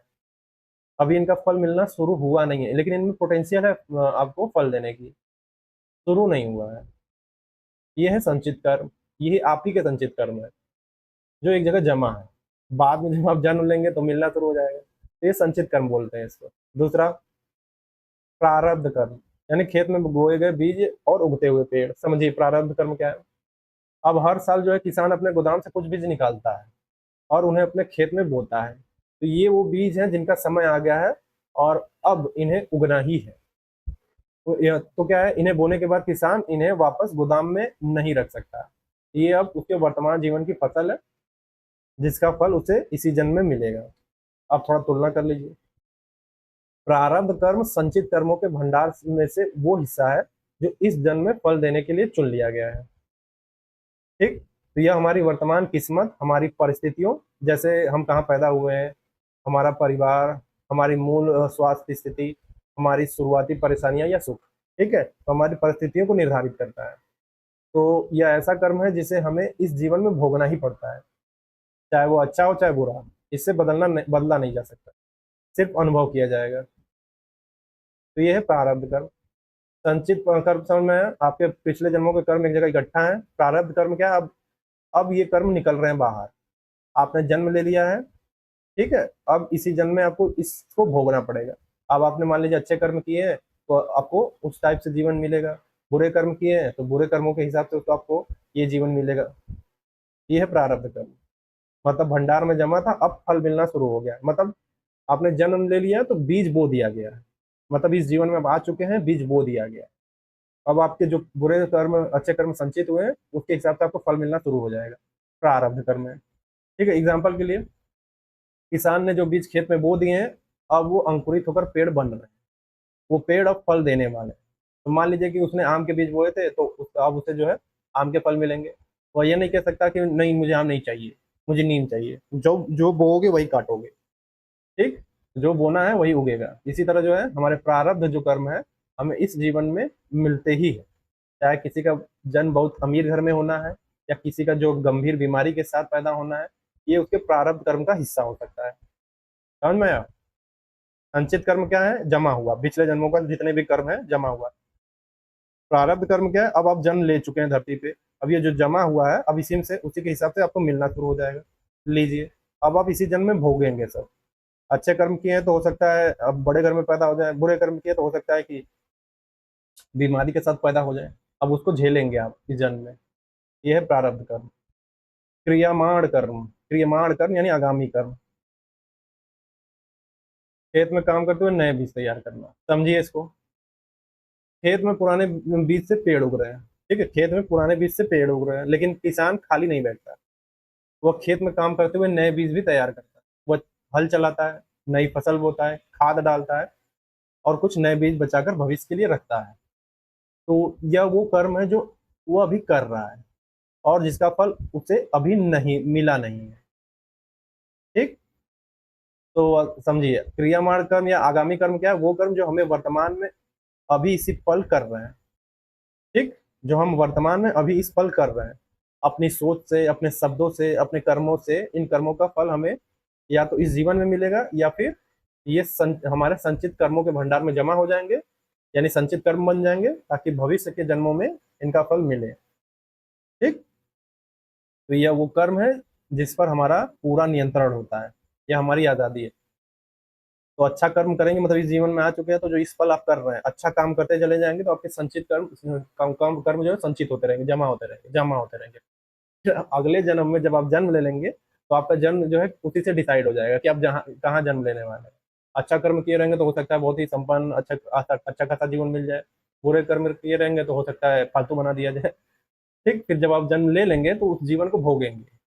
फिर उस जीवन में भोगते हुए जो आप कर्म करेंगे वो अगले, फिर वो कर्म आपके संचित होने लगेंगे। मतलब उस जीवन में रह के आप मान लीजिए कष्ट झेल रहे हैं, आपने बुरा कर्म किया, कष्ट झेल रहे हैं, लेकिन आप कष्ट झेलते हुए भी आप सोच रहे हैं कि हम नैतिक बनेंगे, अच्छा करेंगे, तो अच्छा करते रहेंगे तो अच्छा वाला जो कर्म है जुड़ आपके बैंक अकाउंट में जमा होता चला जाएगा। फिर आप मर जाएंगे। फिर जो अच्छा कर्म जमा हुआ पड़ा है, ठीक, वो अच्छा कर्म जमा हुआ पड़ा है उसके अनुसार आप जन्म ले लेंगे तो आपको अच्छा जीवन मिल जाएगा। अच्छा किया तो अच्छा जीवन मिलेगा, अच्छे से चलेंगे। अब उस अच्छे जीवन में रहते हुए भी अच्छा काम कर रहे हैं तो फिर अगला जन्म तय हो जाएगा आपका। तो मतलब ये एक साइक्लिंग प्रोसेस है एक तरीके से। खाना बनाते हैं, एक, दो, तीन। ये क्या है? संचित कर्म, प्रारब्ध कर्म और ये आगामी कर्म। मतलब संचित कर्म क्या? आपके पिछले जन्मों का पूरा जमा हुआ कर्म, अच्छा बुरा। आपने अच्छा किया है तो आपने जन्म ले लिया। ठीक, जन्म ले लिया। अब आप क्या कर रहे हैं? अब जो आपने जिस हिसाब से आपने जन्म लिया था, मतलब बुरे कर्म किए थे तो अच्छे कर्म किए हो या बुरे कर्म, उस हिसाब से आपको जन्म मिल गया। जन्म कहाँ मिल गया? मान लें अच्छा किया तो अच्छे घर में पैदा हो गए आप। ठीक। अब आप इसको जो है झेल रहे हैं, मतलब जी रहे हैं अपना जीवन उसके अनुसार। अब आप काम कर रहे हो सब, तो जो आप अभी मौजूदा रूप में काम कर रहे हैं, मौजूद रूप में काम कर रहे हैं, तो ये जो है कर्म अगले साल के लिए, आगामी कार्य के लिए संचित होता रहेगा। ठीक है, आगामी कर्म के लिए संचित होता रहेगा। ये जो कर्म कर रहे हैं अभी वो संचित हो जाएगा, मतलब अभी नहीं मिलेगा, ये फिर से संचित में यहाँ पे जमा हो जाएगा। ये जो जीवन मिल गया इसमें आप सारी चीज जीवन को भोग रहे हैं, ये प्रारब्ध कर्म हो गया। और फिर जब यहाँ पे आप आगामी मतलब भविष्य के लिए काम कर रहे हैं, आपको पता नहीं लेकिन काम तो आप कुछ ना कुछ करेंगे, क्रिया एक्टिविटी करेंगे। तो ये जो है आगामी कर्म के लिए आप कर रहे हैं, तो ये जो है अभी नहीं मिलेगा, ये जमा हो जाएगा। समझ में आया? तो संचित कर्म क्या? आपके पिछले जन्म का कर्म। प्रारब्ध कर्म क्या है? जो आपने पिछले जन्म में किया था, अब आप यहाँ पे आके पैदा हो चुके हैं, अब उस हिसाब से जीवन जी रहे हैं, ये प्रारब्ध कर्म हो गया आपका। यानी क्या है कि प्रारब्ध कर्म हमारे संचित कर्मों के भंडार में वो हिस्सा है जो इस जन्म में फल देने के लिए चुन लिया गया है। यह हमारी वर्तमान किस्मत, हमारी परिस्थितियों को निर्धारित करता है। यह ऐसा कर्म है जिसमें हमें इस जीवन में भोगना पड़ेगा। ठीक। क्रिया कर्म क्या है? क्रियमाण कर्म यानी आगामी कर्म, वो कर्म जो हम वर्तमान में अभी कर रहे हैं और अभी जो है इस पल कर रहे हैं, और वो जो है संचित कर्मों में जमा होता चला जाएगा। ठीक। फिर उसी के हिसाब से फिर हम जन्म ले लेंगे। तो यानी ये संचित कर्म से प्रारब्ध कर्म, प्रारब्ध कर्म कर्म से आगामी कर्म, फिर आगामी कर्म से संचित कर्म, फिर संचित कर्म से फिर यहाँ ऐसे ऐसे घूम रहा है। मतलब हम जन्म मरण के चक्र में चले रहे हैं, चलते जा रहे हैं, चलते जा रहे हैं। समझ में आया वो साइकिल? समझ में आया? सॉरी। मतलब हम जन्म और मरण के चक्र में चल रहे हैं, संचित, प्रारब्ध और फिर क्रियामाण कर्म या आगामी कर्म। तो हम जन्म मरण, अब इस साइकिल देख रहे हैं ना कि हम जन्म और मरण के चक्र में घूम रहे हैं। और जैसे ही हमें मोक्ष मिलता है, मोक्ष मतलब इस चक्र से मुक्त हो गए हम, प्रारब्ध कर्म से, संचित कर्म से, क्रियमाण कर्म, आगामी कर्म से, इससे मुक्ति मिल चुकी है हमें। हम कहाँ हैं अब? मोक्ष। अब हम जन्म नहीं ले रहे हैं, अब हम मर नहीं रहे हैं, अब मोक्ष मिल गया। पूर्ण आनंद में आ चुके हैं। ठीक। उदाहरण के लिए देखिए अब क्रियमाण कर्म का, किसान अपने खेत में काम करते हुए कौन से नए बीज बो रहा है? क्या वह ईमानदारी से काम कर रहा है या धोखा दे रहा है? क्या वह अच्छी खाद डाल रहा है या जहरीली? तो ये क्रियमाण कर्म है। अगर वह अच्छी फसल तैयार कर रहा है तो अच्छा फल मिलेगा, अगर वो लापरवाही करता है तो नुकसान होगा। ठीक है। तो मान लीजिए किसान ने कड़ी मेहनत करके अपनी फसल को अच्छा कर लिया तो उसे तुरंत अच्छा दाम मिल सकते हैं। ठीक है, इसी जीवन का फल, तुरंत दाम अच्छा मिल जाने का मतलब इसी जीवन का फल मिल गया। या उसने नए और दुर्लभ बीज तैयार किए, जिन्हें उसने जो है गोदाम में रख दिया, तो ये उसके संचित कर्म से जुड़ गए, जो हो सकता है उसे अगले जीवन में नए प्रारब्ध का हिस्सा बन सकता है। समझ में आ गया? तो संचित कर्म क्या है? आपके पिछले जन्म को सारे जमा हुए कर्म गोदाम के बीच।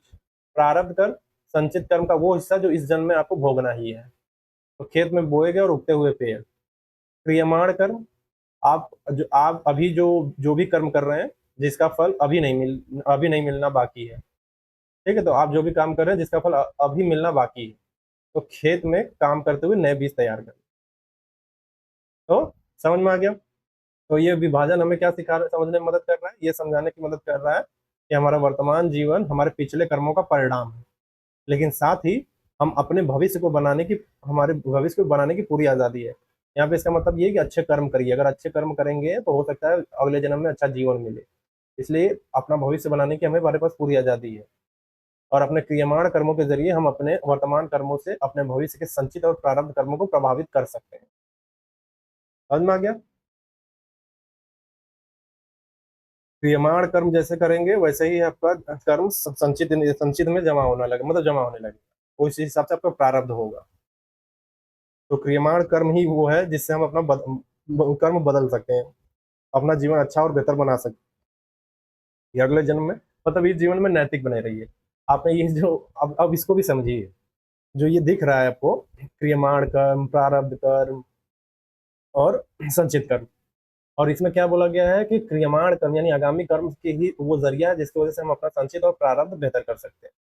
तो इनडायरेक्टली देखिए ये भी कोशिश क्या बोल करने की कोशिश करें कि आप नैतिक बने, अच्छा काम करेंगे तो आप बड़े घर में पैदा होंगे, अच्छे जीवन मिलेगा आपको। तो अपना जो है क्रियमाण कर्म, आगामी कर्म, इसको बेहतर करिए, मतलब इसी जन्म में रहते हुए जैसे मैं अभी पढ़ा रहा हूँ, तो अच्छा काम करिए।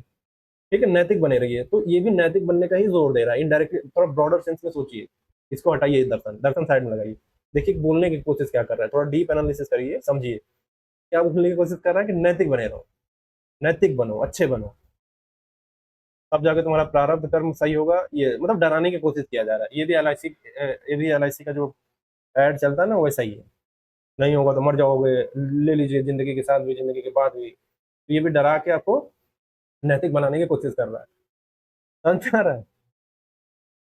तो कर्म सिद्धांत के 3 प्रमुख प्रकार हैं, संचित, प्रारब्ध, क्रियमाण, को हमने समझ लिया है। अब हमें क्या देखना है, अब हम कर्मों के एक और वर्गीकरण को देखने जा रहे हैं, जो हमें बताएगा कि हमें कौन से कर्म करने चाहिए, कौन से खास मौके पर करने चाहिए, कौन से इच्छा से करनी चाहिए, कौन से कर्म बिल्कुल नहीं करने चाहिए। यानी साथ ही हमें गलतियों को सुधारने के लिए क्या करना चाहिए, सारी चीजें बताई जा रही है। हमने देख लिया संचित, प्रारब्ध और क्रियमाण, अब हमें देखना है कि हमें कौन से कर्म करने चाहिए, क्या करना चाहिए, कैसे करना चाहिए, सारी बातें कहानी से ही समझेंगे। कहानी से ही समझेंगे। कहानी में एक छात्र रहेगा और स्कूल के नियम होंगे। ठीक, चलिए समझते हैं कर्मों के और वर्गीकरण। जो हमने प्रारब्ध पढ़ा, संचित पढ़ा और क्रियमाण यानी आगामी कर्म पढ़ा, वो मेन था। अब और भी कर्म है, उसको देखते हैं। तो कर्म के प्रकार में और चीजें देख लेते हैं, और मतलब इसमें ये होगा कि कौन कौन से कर्म करने चाहिए, उसके अकॉर्डिंग टाइप्स हैं। तो कल्पना कर लीजिए कि एक छात्र है मोहन, वह स्कूल में पढ़ाता है, और जहाँ पढ़ाई और जीवन जीने के कुछ नियम है। एक स्कूल में पढ़ता है जहाँ स्कूल पढ़ाई और जीवन के कुछ नियम है। तो पहला है नित्य कर्म, रोज के जरूरी काम, यानी स्कूल में कुछ ऐसे काम होते हैं जो मोहन को हर दिन बिना भूले करने ही होंगे, चाहे उसका मन हो या ना हो। तो ये क्या है, उसकी दिनचर्या का हिस्सा है, अगर वो इन्हें नहीं करता है तो उसको पनिशमेंट जो है, सीधा दंड नहीं मिलेगा, लेकिन पढ़ाई में जरूर उसको नुकसान हो जाएगा। तो नित्य कर्म वे कर्म है जो हमें नियमित रूप से हर दिन या हर सुबह शाम करने चाहिए।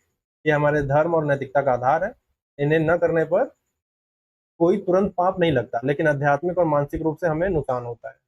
जैसे एग्जाम्पल के लिए अनुशासनहीनता या अपनी जड़ों से दूर होना। ठीक, एग्जाम्पल के लिए मोहन को रोज स्कूल जाना है, होमवर्क करना है और क्लास में ध्यान देना नित्य कर्म हो गया। और हमारे जीवन में हर दिन सुबह उठकर भगवान का स्मरण करना, संध्या वंदन करना यानी पूजा पाठ करना, या अपने माता पिता का सम्मान करना, ये नित्य कर्म है। समझ में आ गया? ये पहला नित्य कर्म समझ में आया। दूसरा नैमित्तिक कर्म, यानी विशेष अवसरों पर किए जाने वाले काम।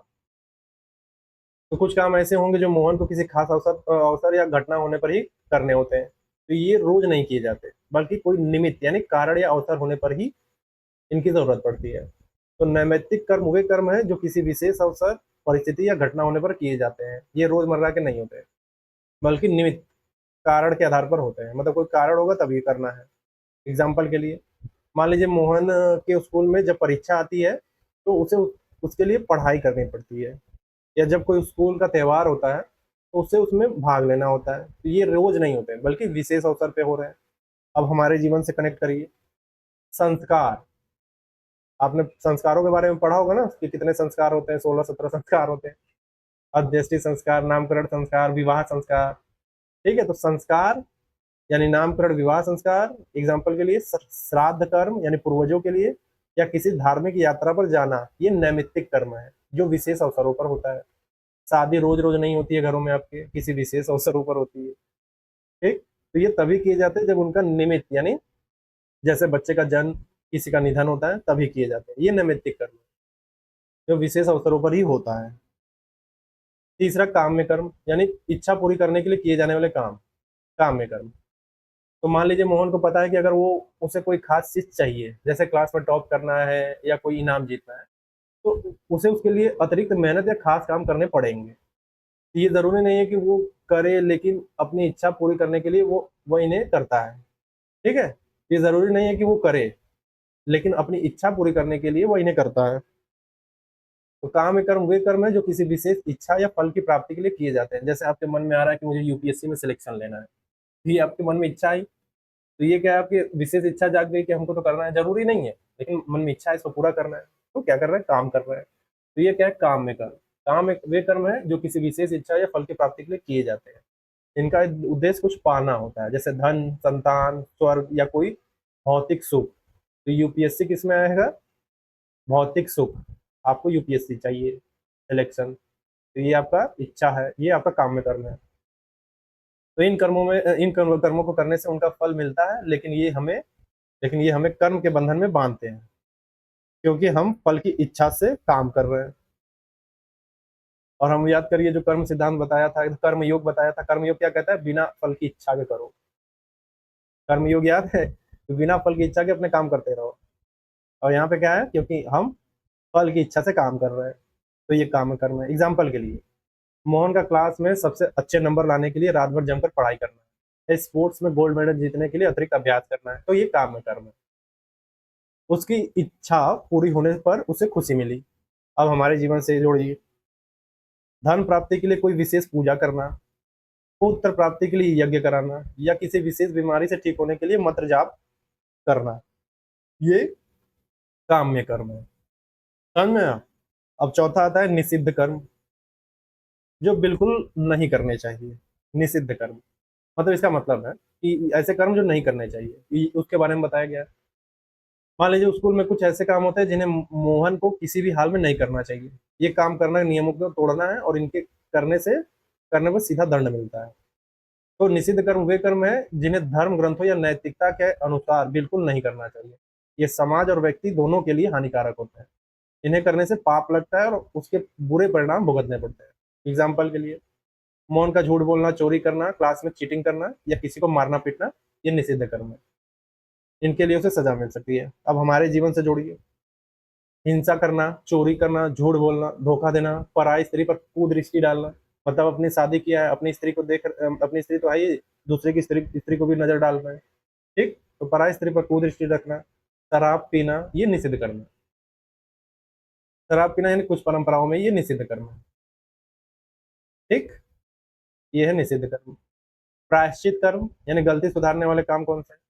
मान लीजिए अगर मोहन से कोई गलती हो जाती है, जैसे निषिद्ध कर्म कर दिया है उसने कोई, तो स्कूल में अपनी गलती सुधारने और उसका प्रभाव कम करने के लिए कुछ तरीके भी बताए जाते हैं। ये करने से उसके कुछ हद तक माफी मिल सकती है या सजा कम हो जाती है। तो प्रायश्चित कर्म क्या है, वे कर्म जो किसी जाने अनजाने में हुए पाप या निषिद्ध कर्म के प्रभाव को कम करने, शुद्धि करने, या उसके पश्चाताप करने के लिए किए जाते हैं। तो ये अपनी गलती स्वीकार करने और उसे सुधारने की प्रक्रिया है। एग्जाम्पल के लिए, मोहन ने गलती से किसी का लंच चुरा लिया, खाने पीने की चीज, टिफिन। अब वो अपनी गलती मानता है, ठीक, कि चोरी किया हुआ है लंच। ठीक, वो अपनी गलती मानता है और चोरी किया हुआ लंच वापस करता है और भविष्य में ऐसा न करने की प्रतिज्ञा लेता है। साथ ही कुछ अतिरिक्त काम करके अपनी गलती सुधारने की कोशिश करता है। अपने जीवन से जोड़िए। पवित्र नदियों में स्नान करना, दान करना, तपस्या करना, व्रत रखना या किसी विद्वान से अपनी गलती बताकर उनसे शुद्धि का मार्ग पूछना प्रायश्चित, ये क्या है? प्रायश्चित कर्म। यह कर्म हमें अपनी भूलों से सीखने और आगे बढ़ने का मौका देती है। ये सब भी हमें नैतिक बनाने की पूरी कोशिश कर रहा है। ठीक, तो आपने क्या क्या देख लिया कि हमें क्या क्या करना चाहिए। ये जो क्रियामाण कर्म, संचित प्रारब्ध और क्रियामाण यानी आगामी कर्म है, इसको बेहतर रखने के लिए हमें क्या क्या करना चाहिए। नित्य कर्म, नैमित्तिक कर्म, काम्य कर्म, निषिद्ध कर्म, प्रायश्चित कर्म। ठीक, तो ये 5 प्रकार के कर्म हमें ये समझने में मदद करते हैं कि जीवन में हमारे हर कार्य का एक विशेष महत्व और उद्देश्य है और हमें अपनी क्रियाओं के प्रति सचेत रहना चाहिए जो हम कर रहे हैं। ठीक, अब देखिए, कर्म सिद्धांत में 2 मुख्य रूप, मेरिट यानी पाप और पुण्य, मेरिट डीमेरिट। यानी कर्म सिद्धांत में मुख्य रूप से 2 तरह के कर्म फल होते हैं। कर्म फल, जब कर्म सिद्धांत बोलते हैं तो कर्म फल पूछा जाता है, आपसे पूछा जाए कि कर्म फल कितने टाइप्स के होते हैं, तो आप बोलिए 2 टाइप के होते हैं। आमतौर पर 2 टाइप के होते हैं। जैसे एक ही सिक्के के 2 पहलू होते हैं ना, वैसे ही पाप एक तरफ पुण्य। ठीक, अब इसे कहानी से समझेंगे। कहानी क्या होगा? बैंक अकाउंट और उसके लेन देन से। मान लीजिए कि कल्पना करिए कि आपके पास एक खास तरह का बैंक अकाउंट है और यह कोई सामान्य बैंक अकाउंट नहीं है, बल्कि आपके कर्मों का बैंक अकाउंट है। इस अकाउंट में आप जो भी करते हैं उसका लेखा जोखा रहता है। अब मेरिट यानी पुण्य, अच्छे कर्म का फल। जब आप कोई ऐसा काम करते हैं जिससे दूसरों को, आपको या दूसरों को सकारात्मक लाभ होता है, खुशी मिलती है, भलाई होती है, तो ये जो है, ये जो आपने किया, आपका ये जो कर्म है, वो मेरिट वाले बैंक अकाउंट में जमा हो जाता है, यानी पुण्य वाले बैंक अकाउंट में जमा हो जाता है। जैसे ये ठीक वैसे ही जैसे आप जो बैंक अकाउंट में पैसा जमा करते हैं, बिल्कुल वैसे ही भविष्य में यही मेरिट जो है आपको, पुण्य जो है, सुख शांति सफलता, अच्छे अवसर, अच्छे रिश्ते या जीवन में अनुकूल परिस्थितियों के रूप में वापस मिल जाता है। ठीक, तो पुण्य वे अच्छे कर्म है जो दूसरों को भला करते हैं, सही होते हैं और धर्म के अनुसार इनका फल हमें सकारात्मक और सुखदायक होता है। एग्जाम्पल के लिए, स्कूल में एक छात्र अगर ईमानदारी से पढ़ाई करता है, अपने दोस्तों की मदद करता है और शिक्षकों का सम्मान करता है, तो ये उसके मेरिट वाले कर्म है, पुण्य वाले कर्म है। इसका फल उसे अच्छे नंबर, शिक्षकों का प्यार, एक अच्छा भविष्य बनाने में मदद के रूप में मिल जाएगा। रोजमर्रा के जीवन में आपने एक भूखे व्यक्ति को खाना खिलाया या किसी गरीब की मदद की, तो यह आपके अकाउंट में पुण्य के रूप में जमा हो जाएगा और आपको अतिरिक्त संतुष्टि मिलेगी और भविष्य में आपको भी किसी से मदद मिल सकती है। ठीक है, मतलब आपने किसी की मदद की तो कोई हो सकता है भविष्य में आपकी भी मदद कर दे, ऐसा हो जाएगा। तो आपको जब आपको उसकी जरूरत होगी तो आपको मदद भी मिल सकती है। आपने सच बोला, किसी के साथ न्याय किया, यह भी पुण्य है। तो इससे आपका विश्वास बढ़ेगा और लोग आप पर भरोसा करेंगे। ठीक, डीमेरिट, सेम उसी का उल्टा, बुरे कर्म बुरा फल। तो मतलब बुरा करेंगे तो उस तरीके की परेशानियां आपको झेलनी पड़ेगी। समझ में आया? एग्जाम्पल के लिए, स्कूल में अगर कोई चीटिंग कर रहा है, अपने सहपाठियों को परेशान करता है, झूठ बोलता है, तो उससे उसके डीमेरिट वाले कर्म हो जाएंगे उसके। और हो सकता है परीक्षा में फेल हो जाए, शिक्षक जो है, टीचर गुस्सा हो जाए, दोस्तों का अविश्वास के रूप में मिलेगा। रोजमर्रा का जीवन में आप कैसे, आपने किसी से झूठ बोला या किसी को धोखा दे दिया, तो पाप के अकाउंट में चला जाएगा। हो सकता है आपके जीवन में जो रिश्ते हैं, रिलेशनशिप, उसमें खटास आ जाए। ठीक है, हो सकता है किसी जानवर को बेवजह आपने चोट पहुंचा दी, किसी का धन चुरा लिया। ठीक, तो बहुत बेसिक है पाप और पुण्य। जैसे आप पाप करोगे तो आपको आपको नुकसान होगा और पुण्य करोगे तो आपको फायदा होगा एक समय के बाद। ये भी नैतिक बनाने की कोशिश कर रहे हैं। तो कर्म फल कितने प्रकार के होते हैं? 2 प्रकार के होते हैं, ये याद रखिएगा। तो कर्म सिद्धांत का मेरिट डीमेरिट वाला पहलू हमें बताता है कि जीवन में हम जो भी करते हैं उसका प्रभाव होता है, मतलब इफेक्ट पड़ेगा, एक्शन का रिएक्शन होगा। कोई भी कर्म व्यर्थ नहीं जाएगा और यह हमें अपनी क्रियाओं के प्रति सचेत और जिम्मेदार रहने के लिए मोटिवेट करता है कि अब सचेत रहिए इन सब चीज़ों से, क्योंकि हमें अपने भाग्य के निर्माता खुद हैं। हम अपने आज के पुण्य कर्मों से अपने भविष्य के जीवन को बेहतर बना सकते हैं और पाप कर्मों से बचकर परेशानियों से दूर रहेंगे। ठीक है, अब देखिए, अब कुछ और चीजें देखते हैं। जैसे वेदों के इन सिद्धांतों को अपनी व्यवहारिक जिंदगी में उतारना हमें व्यक्तिगत रूप से, पर्यावरण के लिए और प्रशासन के स्तर पर भी बेहतर बना सकता है। मतलब अभी जब जो जो भी चीजें हमने पढ़ी है नैतिक बनाने के लिए, अब व्यवहारिक जीवन में उतारना है हमें, व्यक्तिगत रूप से, इन्वायरमेंट के रूप में, और आईएएस बनेंगे तो एडमिनिस्ट्रेटिव लेवल पे भी इसको उतारना है। देखिए कैसे लागू किया जाएगा इनको। पहला, व्यक्तिगत जीवन को बेहतर बनाना।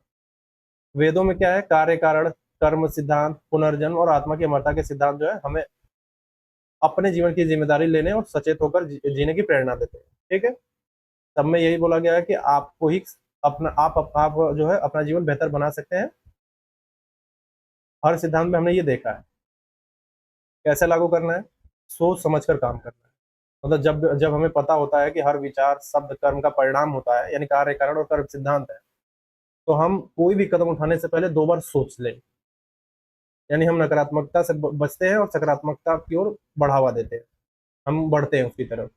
जब हमें ये सब ज्ञान होता है, जिम्मेदारी लेना सिखाता है। जीवन में आने वाली चुनौतियों को अपने कर्मों का फल मानना हमें दूसरों को दोष देने की बजाय अपनी गलतियों से सीखने और सुधारने की प्रेरणा देता है।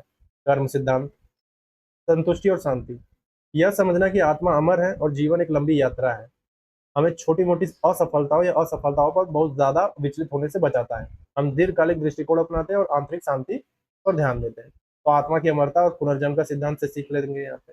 परोपकार, अच्छे कर्म करने से पुण्य मिलता है और यह जानकर हम दूसरों की मदद करते हैं, दयालु बनने और सजा समाज के लिए कुछ करने के लिए प्रेरित होते हैं। प्रैक्टिकल लाइफ समझ में आया कैसे अप्लाई करना है इसको। उदाहरण, दैनिक जीवन में अगर आप किसी से क्रोधित होकर बुरा बोलते हैं तो उसका परिणाम आपके रिश्तों में तनाव के रूप में आता है। ये कर्म सिद्धांत। अगर आप शांत रहते हैं और विनम्रता से बात करते हैं तो रिश्ता बेहतर हो जाता है। करियर में एक छात्र लगन से पढ़ाई करता है, अच्छा कर्म कर रहा है, तो उससे अच्छे परिणाम मिलते हैं। वही अगर वो लापरवाह है यानी बुरा कर्म करता है तो परिणाम भी वैसा ही आता है। यह दर्शाता है कि उसका वर्तमान फल उसके अतीत के कारण से जुड़ा हुआ है।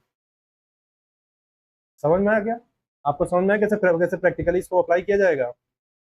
पर्यावरण के लिए बेहतर व्यवहार क्या है।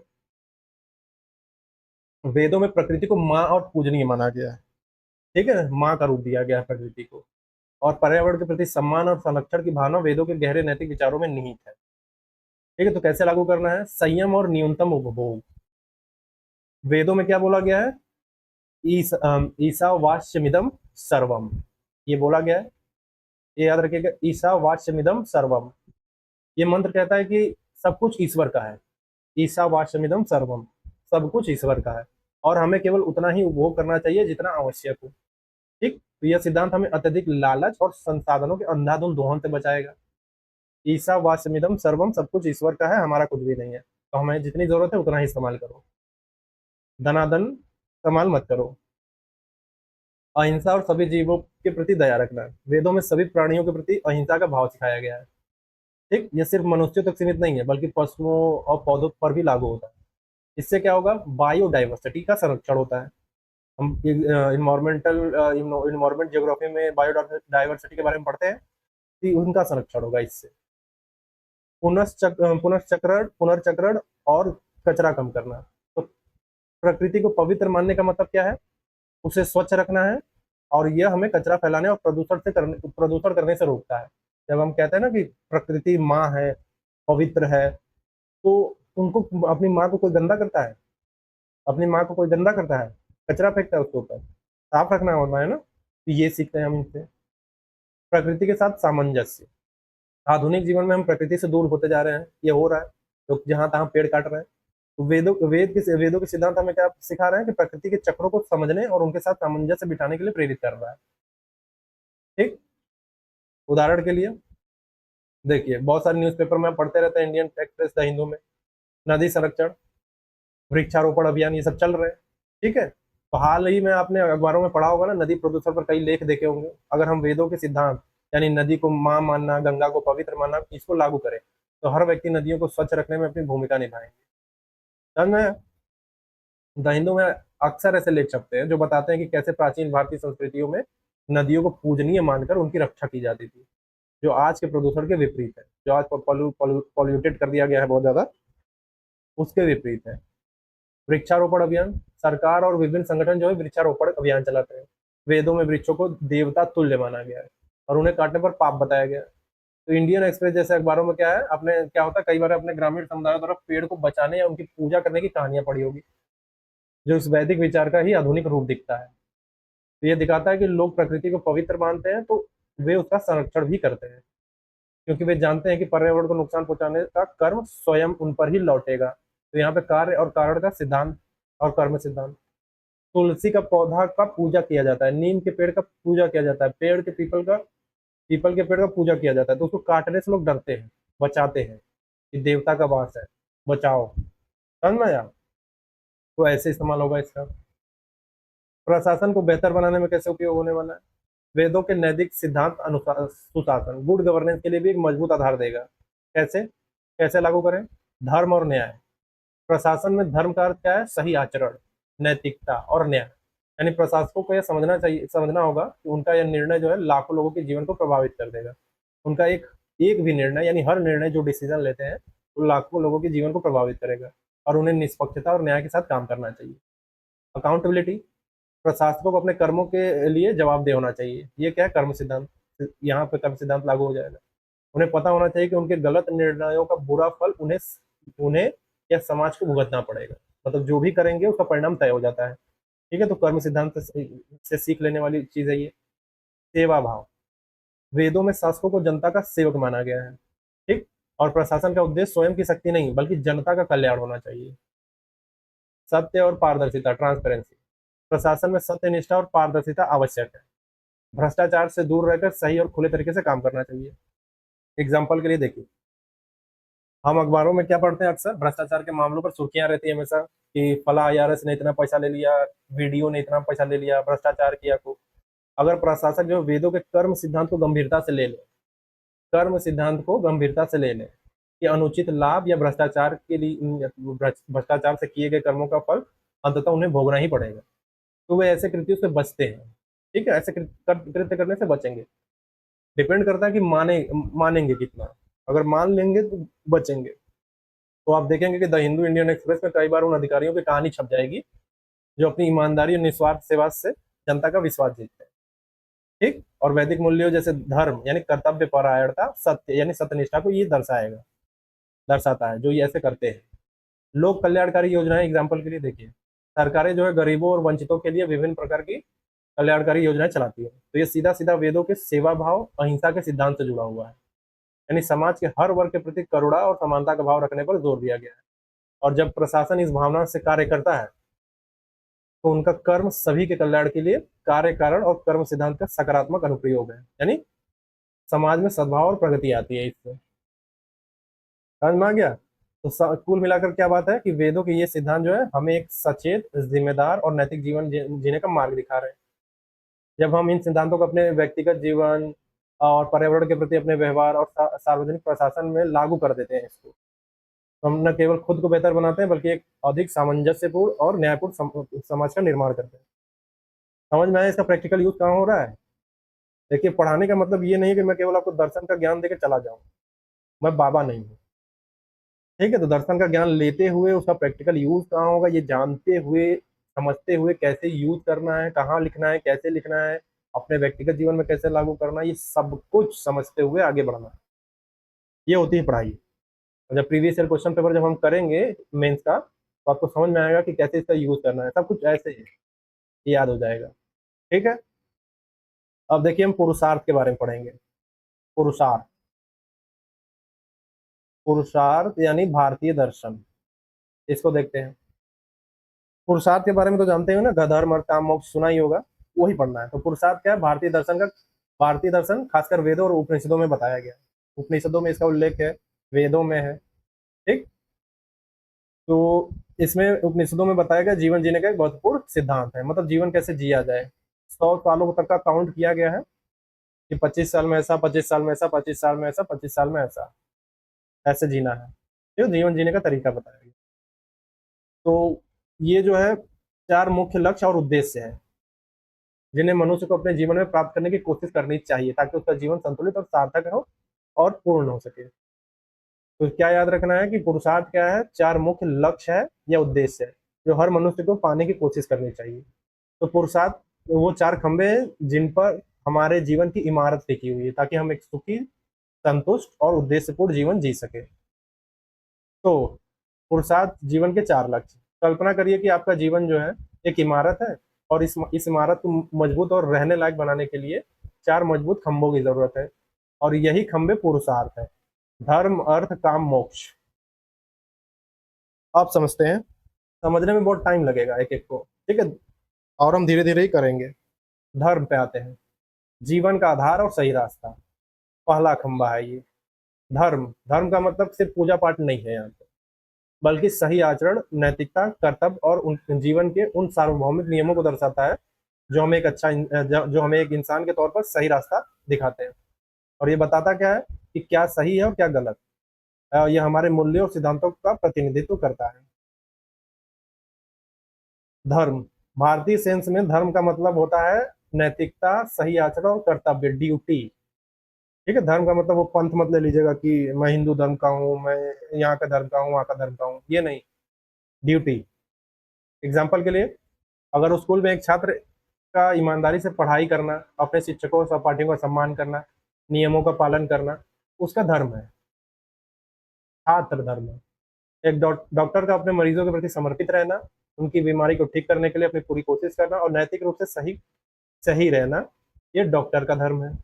एक नागरिक का कानूनों का पालन करना, टैक्स देना, समाज के प्रति अपनी जिम्मेदारियां निभाना, ये नागरिक का धर्म है।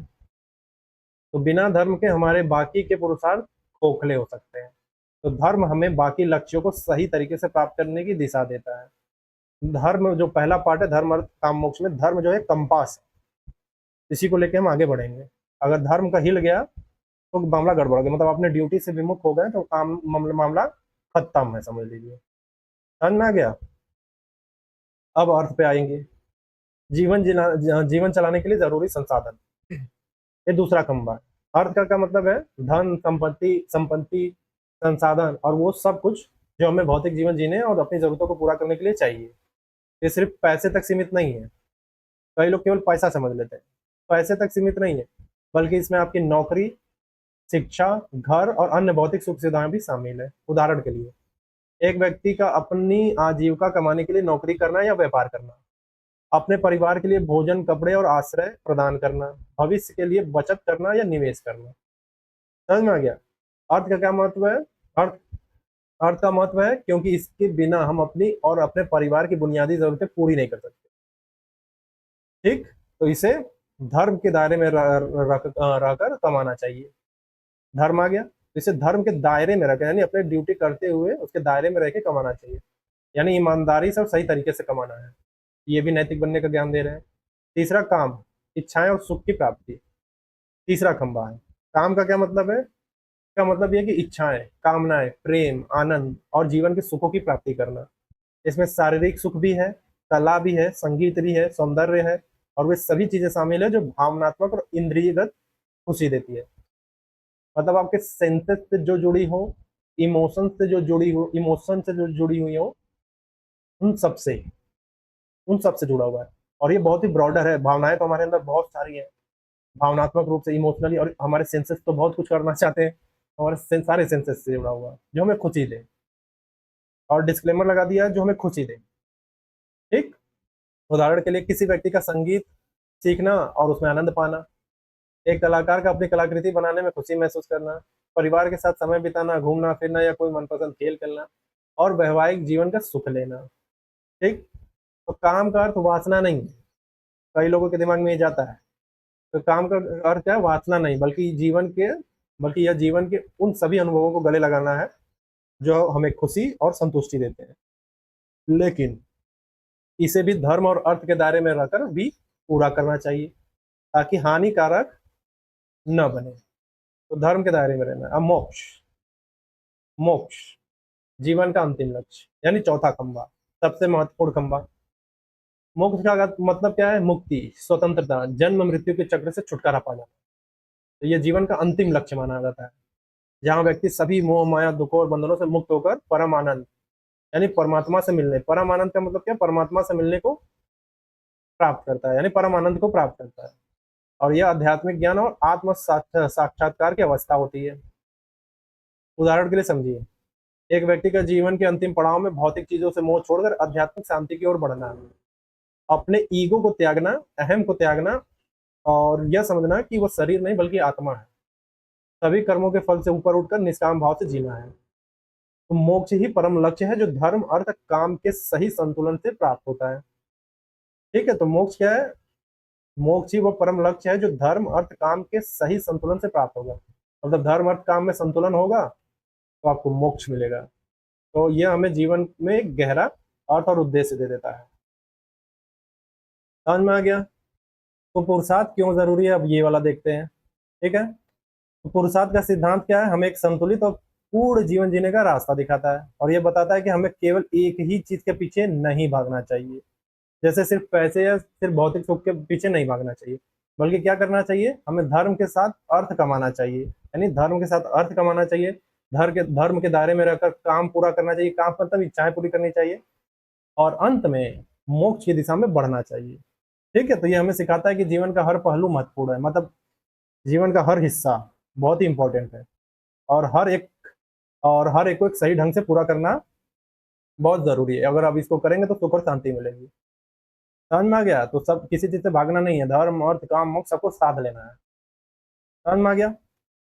अब देखिए क्यों जरूरी है, इसको समझेंगे। धर्म क्या है? एक बहुत गहरा और कई पहलुओं वाला शब्द है। अब हम देखिए धर्म को समझने जा रहे हैं, ब्रॉडर लेवल पे समझेंगे धर्म को। अभी आपको धर्म का मतलब समझ में आएगा, सब कुछ समझ में आएगा, धर्म की परिभाषाएं किस किस जगह पे क्या क्या मिली गई है, सब कुछ समझ में आने वाला है। तो धर्म क्या है? एक बहुत गहरा और कई पहलुओं वाला शब्द है। इसे सिर्फ एक तरीके से समझना हमारे लिए काफी मुश्किल हो जाएगा। तो एक एक करके कहानी के जरिए हम सारी चीजें समझने की कोशिश करेंगे। ठीक है, कि भारतीय संदर्भ में धर्म क्या है और रिलीजन कैसे अलग है। आप देखेंगे ना, वर्ड आता है रिलीजन और एक धर्म। ठीक है, तो रिलीजन को भी समझेंगे किस सेंस में बोला गया है, और भारतीय संदर्भ में धर्म क्या है वो भी समझ लेंगे। एक एग्जांपल लीजिए, कहानी से शुरू करेंगे। गांव और उसके नियम। पहले कहानी सुनिए एक छोटा सा। मान लीजिए कि एक बार की बात है कि एक बहुत ही पुराना और खुशहाल गांव था। इस गांव में लोग शांति और सद्भाव से रहते थे। उनकी खुशहाली का राज था कुछ नियम और सिद्धांत जिन पर पूरा गांव चलता था।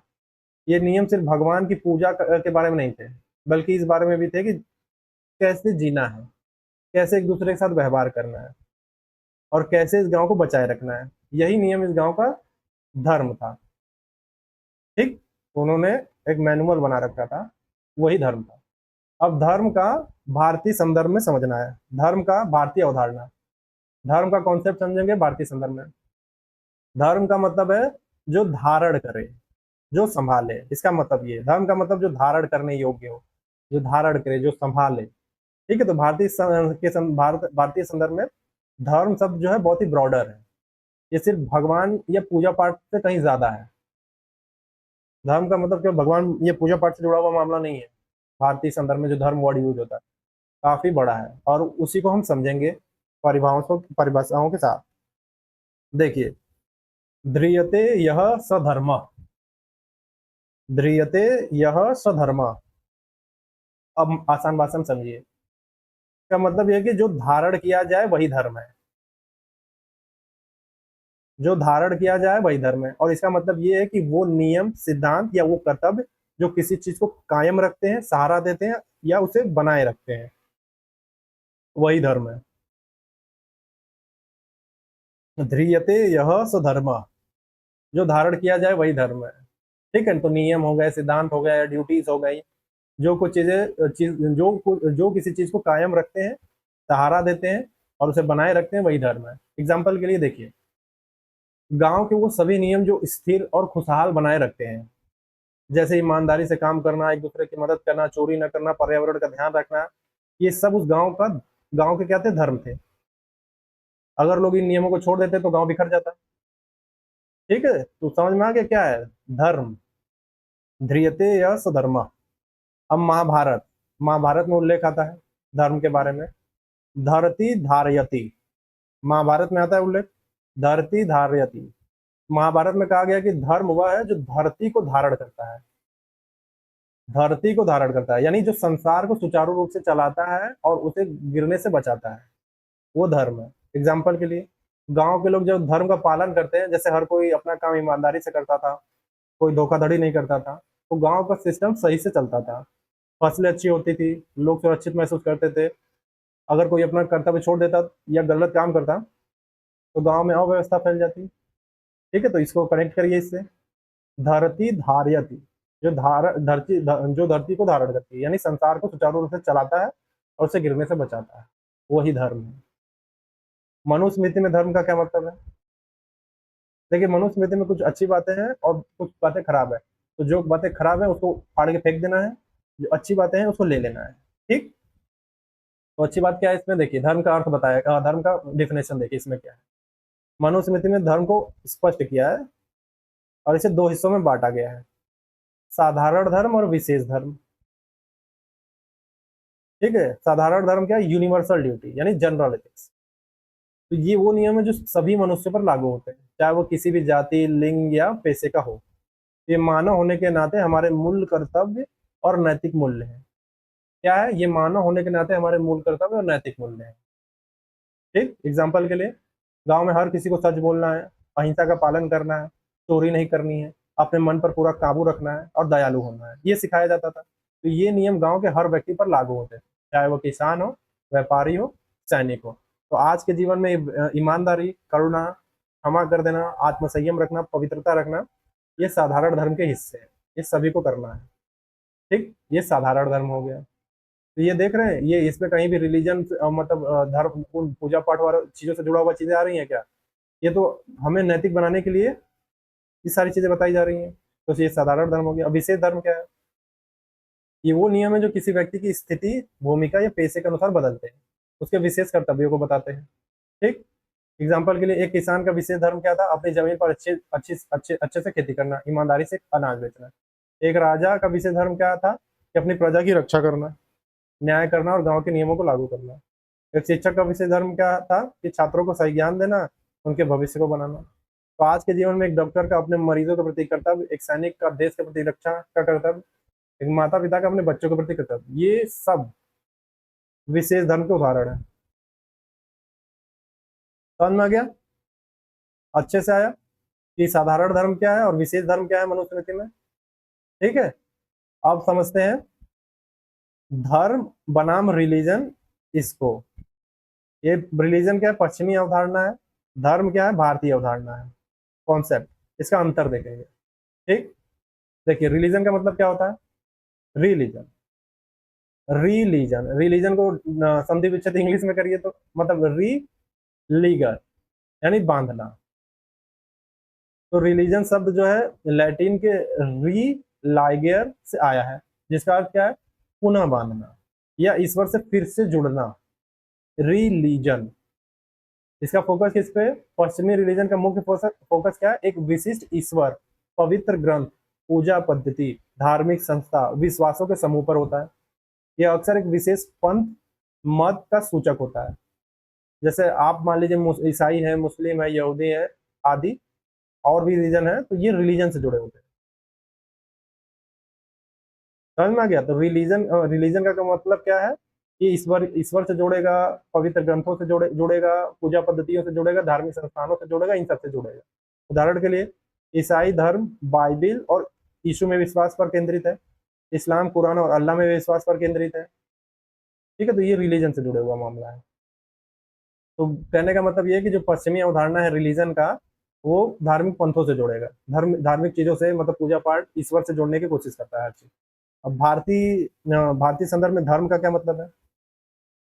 रिलीजन बताने का ये मतलब है कि रिलीजन को हिंदी में अर्थ लोग धर्म लिख देते हैं, इसका जो अर्थ बताते हैं रिलीजन का, धर्म।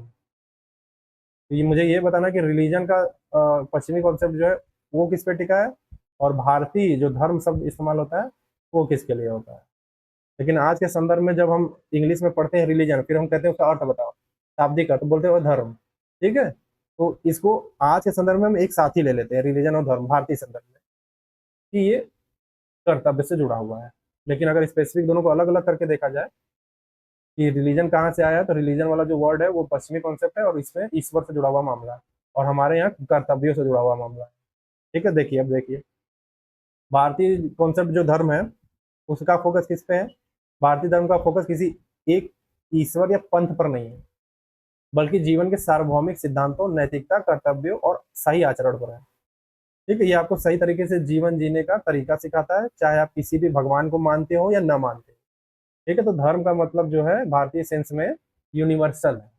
आप किसी भी धर्म के हैं, आप ईसाई हैं, मुस्लिम है, सिख है, कोई मतलब नहीं। ये जीवन के सार्वभौमिक सिद्धांतों, नैतिकता और कर्तव्य, यानी अपनी ड्यूटी, आपका आचरण आप सही रखें, ये वो सिखाता है।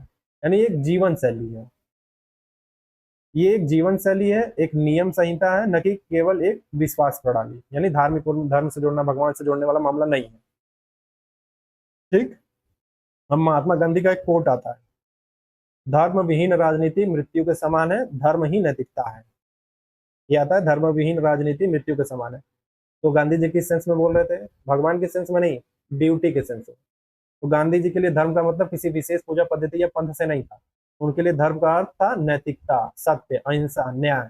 वे मानते थे कि अगर राजनीति में नैतिकता नहीं होगी तो वह समाज को नष्ट कर देगी। जैसे बिना धर्म के जीवन मृत्यु के समान है। बिना धर्म यानी बिना नैतिकता के। एग्जाम्पल, गांधी जी ने सत्य और अहिंसा को अपने धर्म के रूप में अपनाया था। उन्होंने कहा कि उनका भगवान सत्य है। भगवान सत्य नहीं का मतलब ये है कि आपसे पूछा जाए कि आप किस भगवान को मानते हैं, ठीक है, तो आप बोलेंगे कृष्ण। अब गांधी जी से पूछा जाए कि आप किस भगवान को मानते हैं, तो वो कहेंगे सत्य। यानी सत्य ही उनके लिए भगवान था। तो भगवान सत्य है, तो उनका भगवान कौन है? सत्य है। उनकी राजनीति का आधार भी यही सत्य और अहिंसा थी, न कि किसी विशेष धार्मिक अनुष्ठान का पालन करना। हम नेहरू जी की बात ले लीजिए। नेहरू जी के लिए धर्म क्या था? एथिक्स, नैतिकता। इनके लिए भी यही था। तो नेहरू जैसे आधुनिक नेताओं ने भी धर्म को अक्सर नैतिकता, कर्तव्य और सामाजिक मूल्य के रूप में ही देखा है, बजाय बजाय इसके कि वो केवल पूजा पाठ या पंथ से हो। वे एक सेकुलर भारत बनाना चाहते थे, धर्मनिरपेक्ष, पंथ निरपेक्ष जिसे कहते हैं, वो बनाना चाहते थे, जहाँ सभी धर्मों के लोग नैतिक आधार पर एक साथ रह सके। एग्जाम्पल के लिए नेहरू ने देश के विकास और न्याय को सर्वोपरि रखा था। उनके लिए राष्ट्र निर्माण में ईमानदारी, समानता, सामाजिक न्याय महत्वपूर्ण धर्म थे। ठीक है। और आजकल की जो गलतफहमी है, धर्म इज इक्वल टू रिलीजन, मतलब आज के सेंस में ले लेते हैं ना कि अंग्रेजी में रिलीजन लिखा, फिर इसे हिंदी में इसका अर्थ लिख दिया धर्म।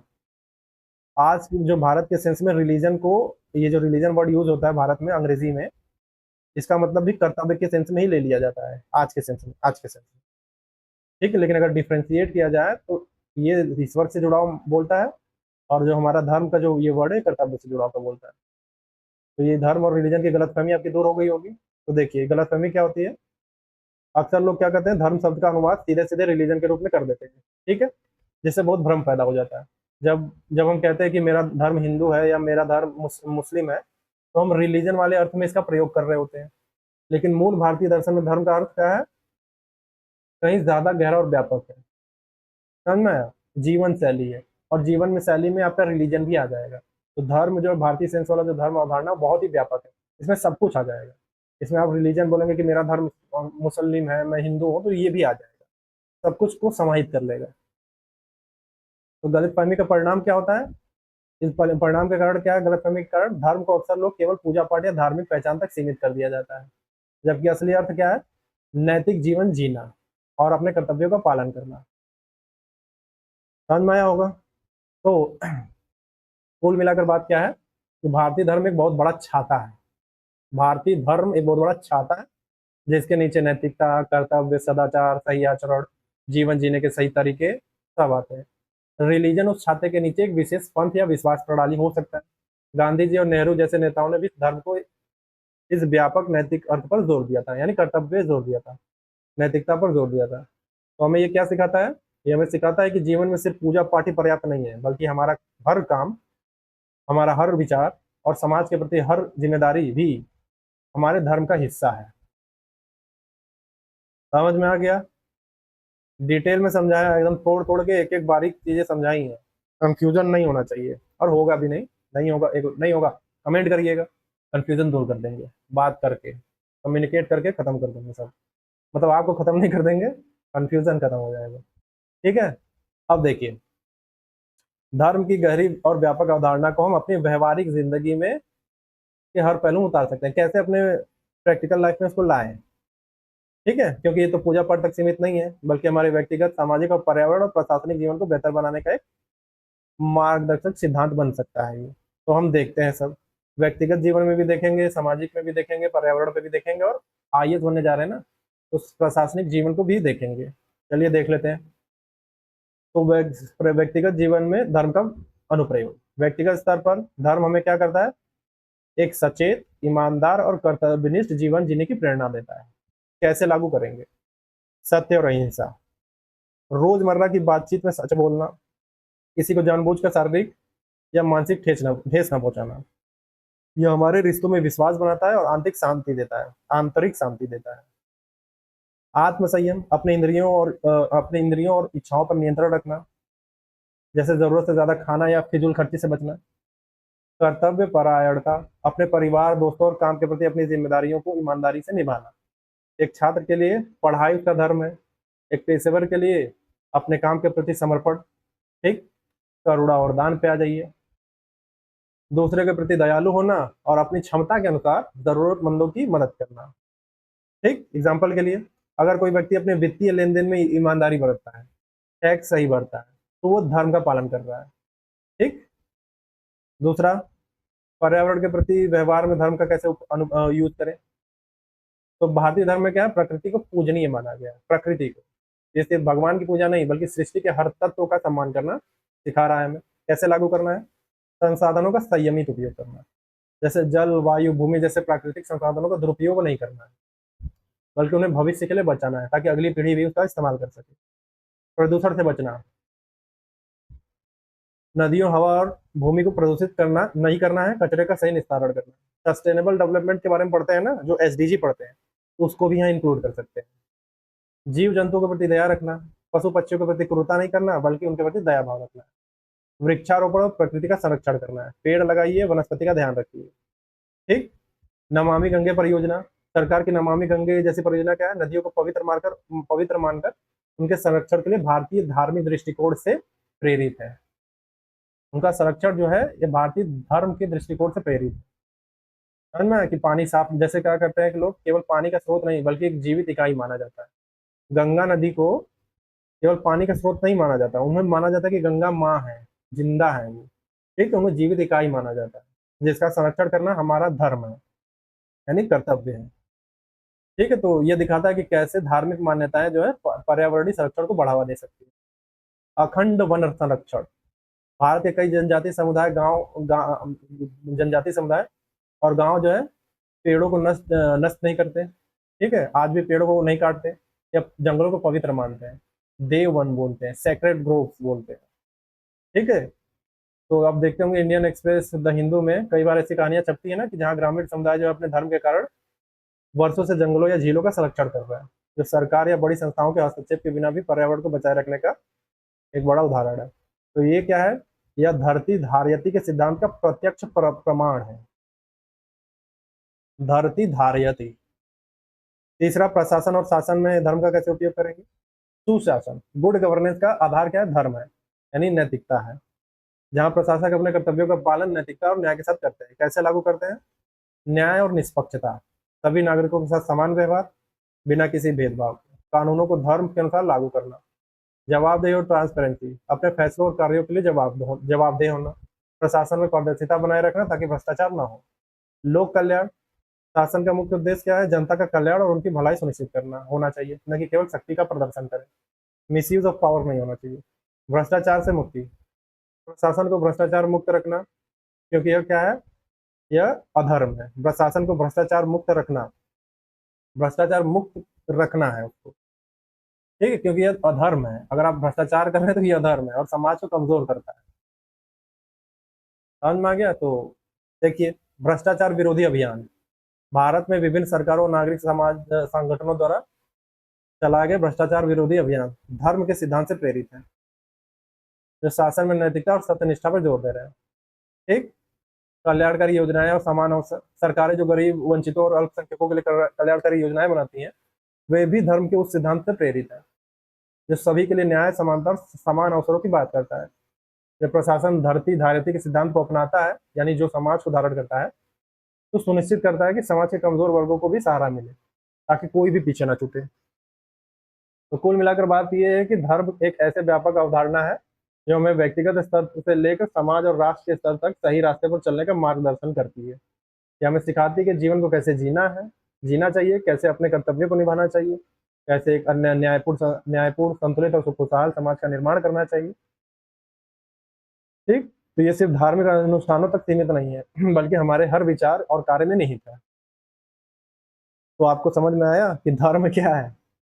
डिटेल में समझ में आया? इतना डिटेल में ही जाना है। जब आप डिटेलिंग में जाते हैं अच्छे से सब कुछ समझने के क्रम में, तो आपको रटने की जरूरत नहीं पड़ती। दिमाग में एक पिक्चर क्लियर हो जाता है कि जो भी मैं कर रहा हूँ, अच्छा काम कर रहा हूँ, वो धर्म ही तो है। यही तो धर्म हमें सिखाता है, व्यक्ति का एकदम नैतिक बने रहना। ठीक है। तो अब आगे देखिए, आपने धर्म की भारतीय अवधारणा को अच्छे से समझ लिया। अब हमें क्या देखना है कि अपनी रोजमर्रा की जिंदगी में पर्यावरण और प्रशासन में कैसे लागू किया जा सकता है। ठीक।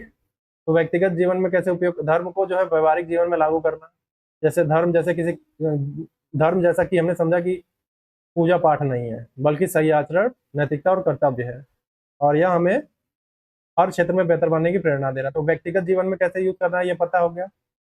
सत्य बोलना है, ईमानदारी से काम करना है, आत्मसंयम रखना है, ये सब चीजें करनी है।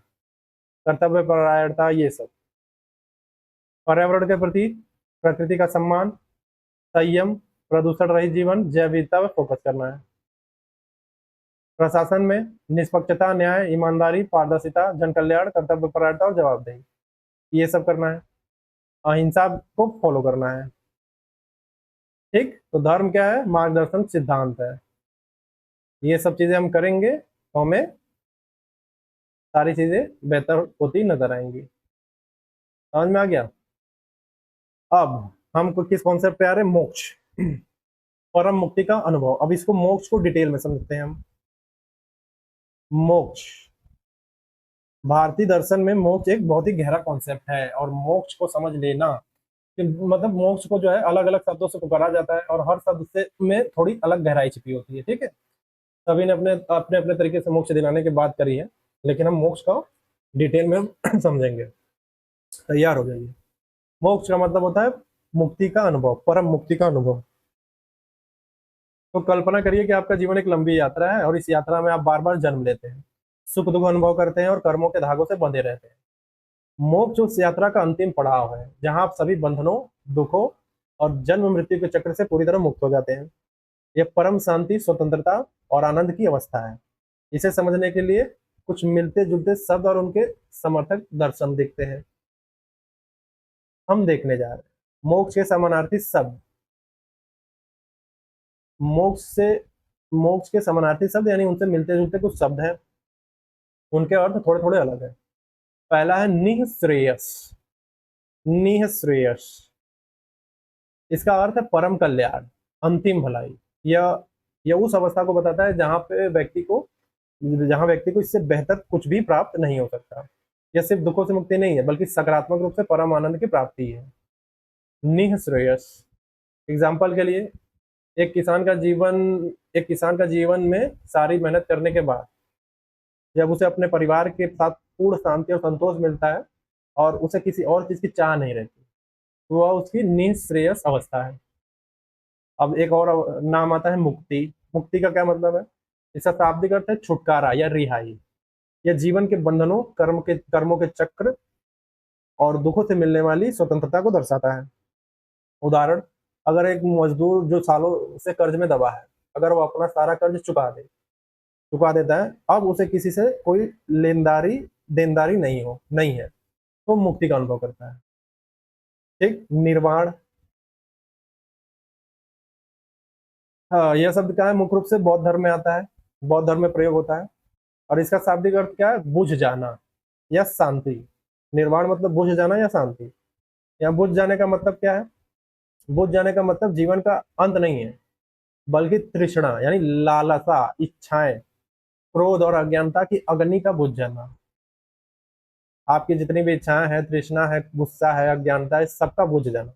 जब ये इच्छाएं शांत हो जाती हैं, तो व्यक्ति क्या है? परम शांति और दुखों से मुक्त हो जाता है। एग्जाम्पल के लिए, एक व्यक्ति जिसकी इच्छाएं कभी खत्म नहीं होती, अगर वो अपनी सभी लालसाओं को त्याग देता है और छोटी छोटी चीजों में संतोष पाता है, तो उसे निर्वाण की शांति मिलती है। कैवल्य, केवल भी बोलते हैं इसको, केवल ज्ञान भी बोलते हैं इसको, कैवल्य को केवल ज्ञान भी बोलते हैं। तो ये शब्द क्या है, मुख्य रूप से योग दर्शन में प्रयोग होता है, मतलब मुख्य रूप से योग दर्शन में प्रयोग होता है, और जगह भी होता है। ठीक है, आप देखेंगे जैन दर्शन में भी आ जाता है कहीं कहीं। तो देखिए इसका अर्थ क्या है, अकेलापन या एकाकीपन। लेकिन सकारात्मक सकारात्मक अर्थ में इसका मतलब है कि आत्मा का प्रकृति से पूरी तरह अलग होकर अपने शुद्ध स्वरूप में स्थापित हो जाना। शरीर और मन, आत्मा की प्रकृति यानी शरीर और मन। कैवल का मतलब क्या है कि आत्मा का प्रकृति से पूरी तरह अलग होकर अपने शुद्ध स्वरूप में स्थापित हो जाना, यह आत्मा की पूर्ण स्वतंत्रता और अलगाव की स्थिति है। यानी आपके पास परम ज्ञान आ गया है कि आप अब पूरी तरह से अलग होके आप समझ गए कि आप चेतना है। ठीक, एग्जाम्पल के लिए, एक कलाकार जिसने अपनी पेंटिंग बनाते समय खुद को पूरी तरीके से काम में लीन कर लिया, और उस दौरान उससे अपने शरीर या आसपास की किसी चीज का भान नहीं रहा, मतलब कुछ फील नहीं हो रहा, बस उसकी कला और वह स्वयं। ठीक, तो उसकी कला वह स्वयं ही बचे, तो वह कैवल्य जैसा अनुभव है, अपने शुद्ध स्वरूप में लीन होना। मतलब ये कोई एग्जाम्पल के लिए बता रहे हैं कि एक पेंटर है और पेंटिंग कर रहा है, उसको सराउंडिंग में क्या हो रहा है कुछ नहीं पता, वो बस दिख रहा है, वो अपनी पेंटिंग को देख रहा है। तो ये कुछ भी भान नहीं, कुछ नहीं, बस वो है उसकी पेंटिंग है, वो है उसकी पेंटिंग है, इसी चीज का अनुभव कर रहा है वो। एक कैवल्य में चला गया, कैवल्य की स्थिति में समझाने के लिए बता रहे हैं। और यहाँ पे मतलब क्या है कैवल्य का, जब आत्मा का प्रकृति से पूरी तरह से अलग होकर, प्रकृति मतलब शरीर से अलग होकर पूरी तरह से अपने आप को शुद्ध स्वरूप में स्थापित कर लेना, तो आत्मा की पूर्ण स्वतंत्रता और अलगाव की स्थिति है ये कैवल्य। आपको वर्ग क्या होता है, यह न्याय दर्शन में प्रयोग होता है ज्यादातर। इसका अर्थ है छोड़ देना या त्याग देना। ठीक, यानी इसका मतलब यह कि यह दुखों से पूरी तरह छुटकारा पाने की स्थिति है, दुखों से पूरी तरह छुटकारा पाने की स्थिति है। एग्जाम्पल के लिए मान लीजिए किसी व्यक्ति को सालों से एक भयंकर बीमारी थी, और अब क्या है, वह उस बीमारी से पूरी तरह ठीक हो गया है, उसे अपवर्ग की स्थिति महसूस होती है। ठीक है, क्योंकि उसने उस दुख को छोड़ दिया है। समझ में आया। अब मोक्ष के समर्थक प्रमुख दर्शन देखिए। भारत के लगभग सभी प्रमुख दर्शन मोक्ष को जीवन का अंतिम लक्ष्य मानते हैं, लेकिन इसे प्राप्त करने के तरीके और मोक्ष की अंतिम अवस्था को लेकर उनके विचार थोड़े भिन्न हैं। बहुत सारे दर्शन है, सभी ने मोक्ष के बारे में कुछ ना कुछ बोला है, अलग अलग तरीके से बोला है। ठीक है, न्याय दर्शन में क्या है, मोक्ष अपवर्ग, मोक्ष को दुखों से पूरी तरह से मुक्ति और आत्मा को अपने शुद्ध अज्ञान रहित स्वरूप में स्थापित मानता है। वैशेषिक न्याय दर्शन की तरह ही मोक्ष को दुखों के सभी 21 प्रकारों से मुक्ति मानता है। सांख्य दर्शन मोक्ष कैवल्य यानी मोक्ष को पुरुष यानी आत्मा का प्रकृति यानी भौतिक जगत से पूरी तरह अलग होकर अपने शुद्ध चैतन्य स्वरूप में लौटना मानता है। योग दर्शन सांख्य दर्शन के विचारों को आगे बढ़ाता है और अष्टांग योग यानी यम नियम आदि के अभ्यास से कैवल्य की प्राप्ति पर जोर देता है। मीमांसा दर्शन मोक्ष पर उतना जोर नहीं देता है जितना वेदों में दिए गए कर्मकांडों के पालन पर, क्योंकि उनका मुख्य लक्ष्य क्या है, स्वर्ग प्राप्ति। हालांकि अप्रत्यक्ष रूप से मोक्ष की बात हो रही है यहाँ पे। वेदांत दर्शन विशेषकर अद्वैत वेदांत, यह क्या है, मोक्ष यानी मुक्ति को ब्रह्म यानी परमात्मा के साथ आत्मा की एकता का अनुभव मानता है। यानी यह मोक्ष को ब्रह्म के साथ आत्मा की एकता का अनुभव मानता है, यह कोई द्वैत नहीं रहता, आत्मा स्वयं ब्रह्म का ही अंश है। बौद्ध धर्म क्या बोलता है, मोक्ष को निर्वाण के रूप में देखता है जहां इच्छाओं का पूर्णतः अंत हो जाता है। जैन धर्म मोक्ष को कैवल्य यानी पूर्ण ज्ञान की प्राप्ति और कर्मों के बंधन से पूरी तरह मुक्त मानता है। देख रहे हैं यहाँ मोक्ष का अलग अलग अवधारणा आया हुआ है, सब हर दर्शन अलग अलग तरीके से बता रहे हैं, लेकिन सभी ये मान रहे हैं कि मोक्ष को है जीवन का अंतिम लक्ष्य है, ये तो मान रहे हैं सभी, लेकिन तरीका अलग अलग है। मोक्ष की भावनात्मक और अभावनात्मक धारणाएं समझते हैं। भावनात्मक और अभावात्मक, भावनात्मक और अभावात्मक। तो मोक्ष समझने के दो तरीके हैं, तो इस बात पर निर्भर करता है कि मोक्ष प्राप्त करने के बाद की स्थिति कैसी होगी। तो अभावात्मक धारणा नेगेटिव ऑप्शंस बेस्ड कॉन्सेप्ट, ये इसको समझते हैं। इसमें अभी मैं बताऊंगा कि इसको नेगेटिव क्यों बोलते हैं, क्योंकि इसमें हर जगह नहीं, अनुपस्थिति, न होने का भाव छिपा है। जहाँ पे न, नहीं, अभाव जैसे बातें आती है ना, तो वो नेगेटिव सेंस में होता है, ठीक है। और जहाँ पे है, हो जाएगा जैसे है, तो पॉजिटिव सेंस में लेते हैं उसको। ये अवधारणा नेगेटिव नहीं है, मतलब इसको नकारात्मक सेंस में नहीं लेगा कि तो नकारात्मक है, खराब है, ये खराब के सेंस में नहीं। जहाँ पे ना, नहीं, अभाव जैसे शब्द आते हैं ना, उसको नेगेटिव बोल देते हैं। तो देखिए, अभावात्मक धारणा क्या है मोक्ष का। इस धारणा के अनुसार मोक्ष का मतलब किसी चीज की अनुपस्थिति या अभाव है, यानी दुखों का पूरी तरह से खत्म हो जाना, जन्म मृत्यु के चक्र का अभाव, सभी प्रकार के बंधनों का न होना। तो यहाँ क्या है, जोर क्या है, क्या नहीं उस पर होता है, न कि क्या है उस पर। यानी नहीं पे ज्यादा जोर है, अभाव पे ज्यादा जोर है। समर्थक दर्शन कौन है, न्याय वैशेषिक। ये मानते हैं कि मोक्ष में आत्मा दुखों से पूरी तरह से मुक्त हो जाती है। यह एक ऐसी अवस्था है जहाँ को भी आत्मा को कोई भी विशेष गुण, जैसे ज्ञान, सुख, दुख, कोई भी विशेष गुण नहीं रहता। वो अपने शुद्ध रूप में निष्क्रिय रहती है। तो यह शून्य जैसी स्थिति नहीं, बल्कि दुखों का अभाव है। बौद्ध धर्म इसके समर्थक है। निर्वाण मुख्य रूप से तृष्णा और दुखों के बुझ जाने या उनके अभाव पर जोर देता है। यह किसी सकारात्मक आनंद की प्राप्ति पर उतना जोर नहीं देता जितना दुखों की समाप्ति पर देता है। ठीक है, तो एक उदाहरण लीजिए। एक व्यक्ति जो है सालों से बहुत गरीबी में जी रहा था, और उसे रोज खाने खाने की चिंता रहती थी। अगर उसे मोक्ष मिलता मिलता है, तो इसका मतलब होगा कि उसकी गरीबी, भूख और चिंताएं पूरी तरह खत्म हो गई। उसे अब इन चीजों का अनुभव नहीं होता, यानी अभावात्मक अर्थ में लीजिए इसको। अब समझिए भावात्मक अवधारणा, यानी पॉजिटिव प्रेजेंट बेस्ड कॉन्सेप्ट। तो इस धारणा के अनुसार क्या है, मोक्ष का मतलब केवल दुखों का अभाव नहीं है, बल्कि किसी सकारात्मक चीज की उपस्थिति या प्राप्ति है। यहाँ पे देख लिए, प्रेजेंट यानी कुछ मौजूद है उसके सेंस में। तो ये परम सुख, आनंद, ज्ञान और परमात्मा के साथ मिलन का अनुभव है। यहाँ जोर क्या है, उस पर होता है। समर्थक दर्शन कौन है, वेदांत दर्शन, विशेषकर अद्वैत वेदांत। यह मोक्ष को केवल दुखों का अंत नहीं, बल्कि परम आनंद यानी सच्चिदानंद, परम आनंद, सच्चिदानंद की प्राप्ति मानते हैं। आत्मा जो ब्रह्म के साथ एक हो जाती है, जो स्वयं आनंद स्वरूप है, और यह मुक्ति का सबसे सकारात्मक और पूर्ण अनुभव माना जाता है। योग दर्शन, कैवल्य की अवस्था में आत्मा अपने शुद्ध चैतन्य स्वरूप में प्रतिष्ठित होती है, जो एक प्रकार का परम ज्ञान और आत्मा आत्मा का अनुभव है, आत्म अनुभव है। भक्ति मार्ग, जो दर्शन भगवान की भक्ति पर जोर देते हैं, वो मोक्ष को भगवान के धाम में निवास करना, ठीक है, जोर देते हुए मोक्ष को भगवान के धाम में निवास करना, उनकी सेवा करना, उनके साथ शाश्वत आनंद का अनुभव मानते हैं। एग्जाम्पल के लिए, गरीब व्यक्ति अगर मोक्ष प्राप्त करता है, भावात्मक अर्थ में समझेंगे, मोक्ष प्राप्त करता है, तो इसका मतलब होगा कि उसे केवल गरीबी से मुक्ति नहीं मिली है, बल्कि उसे असीमित धन, खुशी, आंतरिक शांति का अनुभव हो रहा है, जो कभी खत्म नहीं होगा। उसे अब परम आनंद की अनुभूति हो रही है।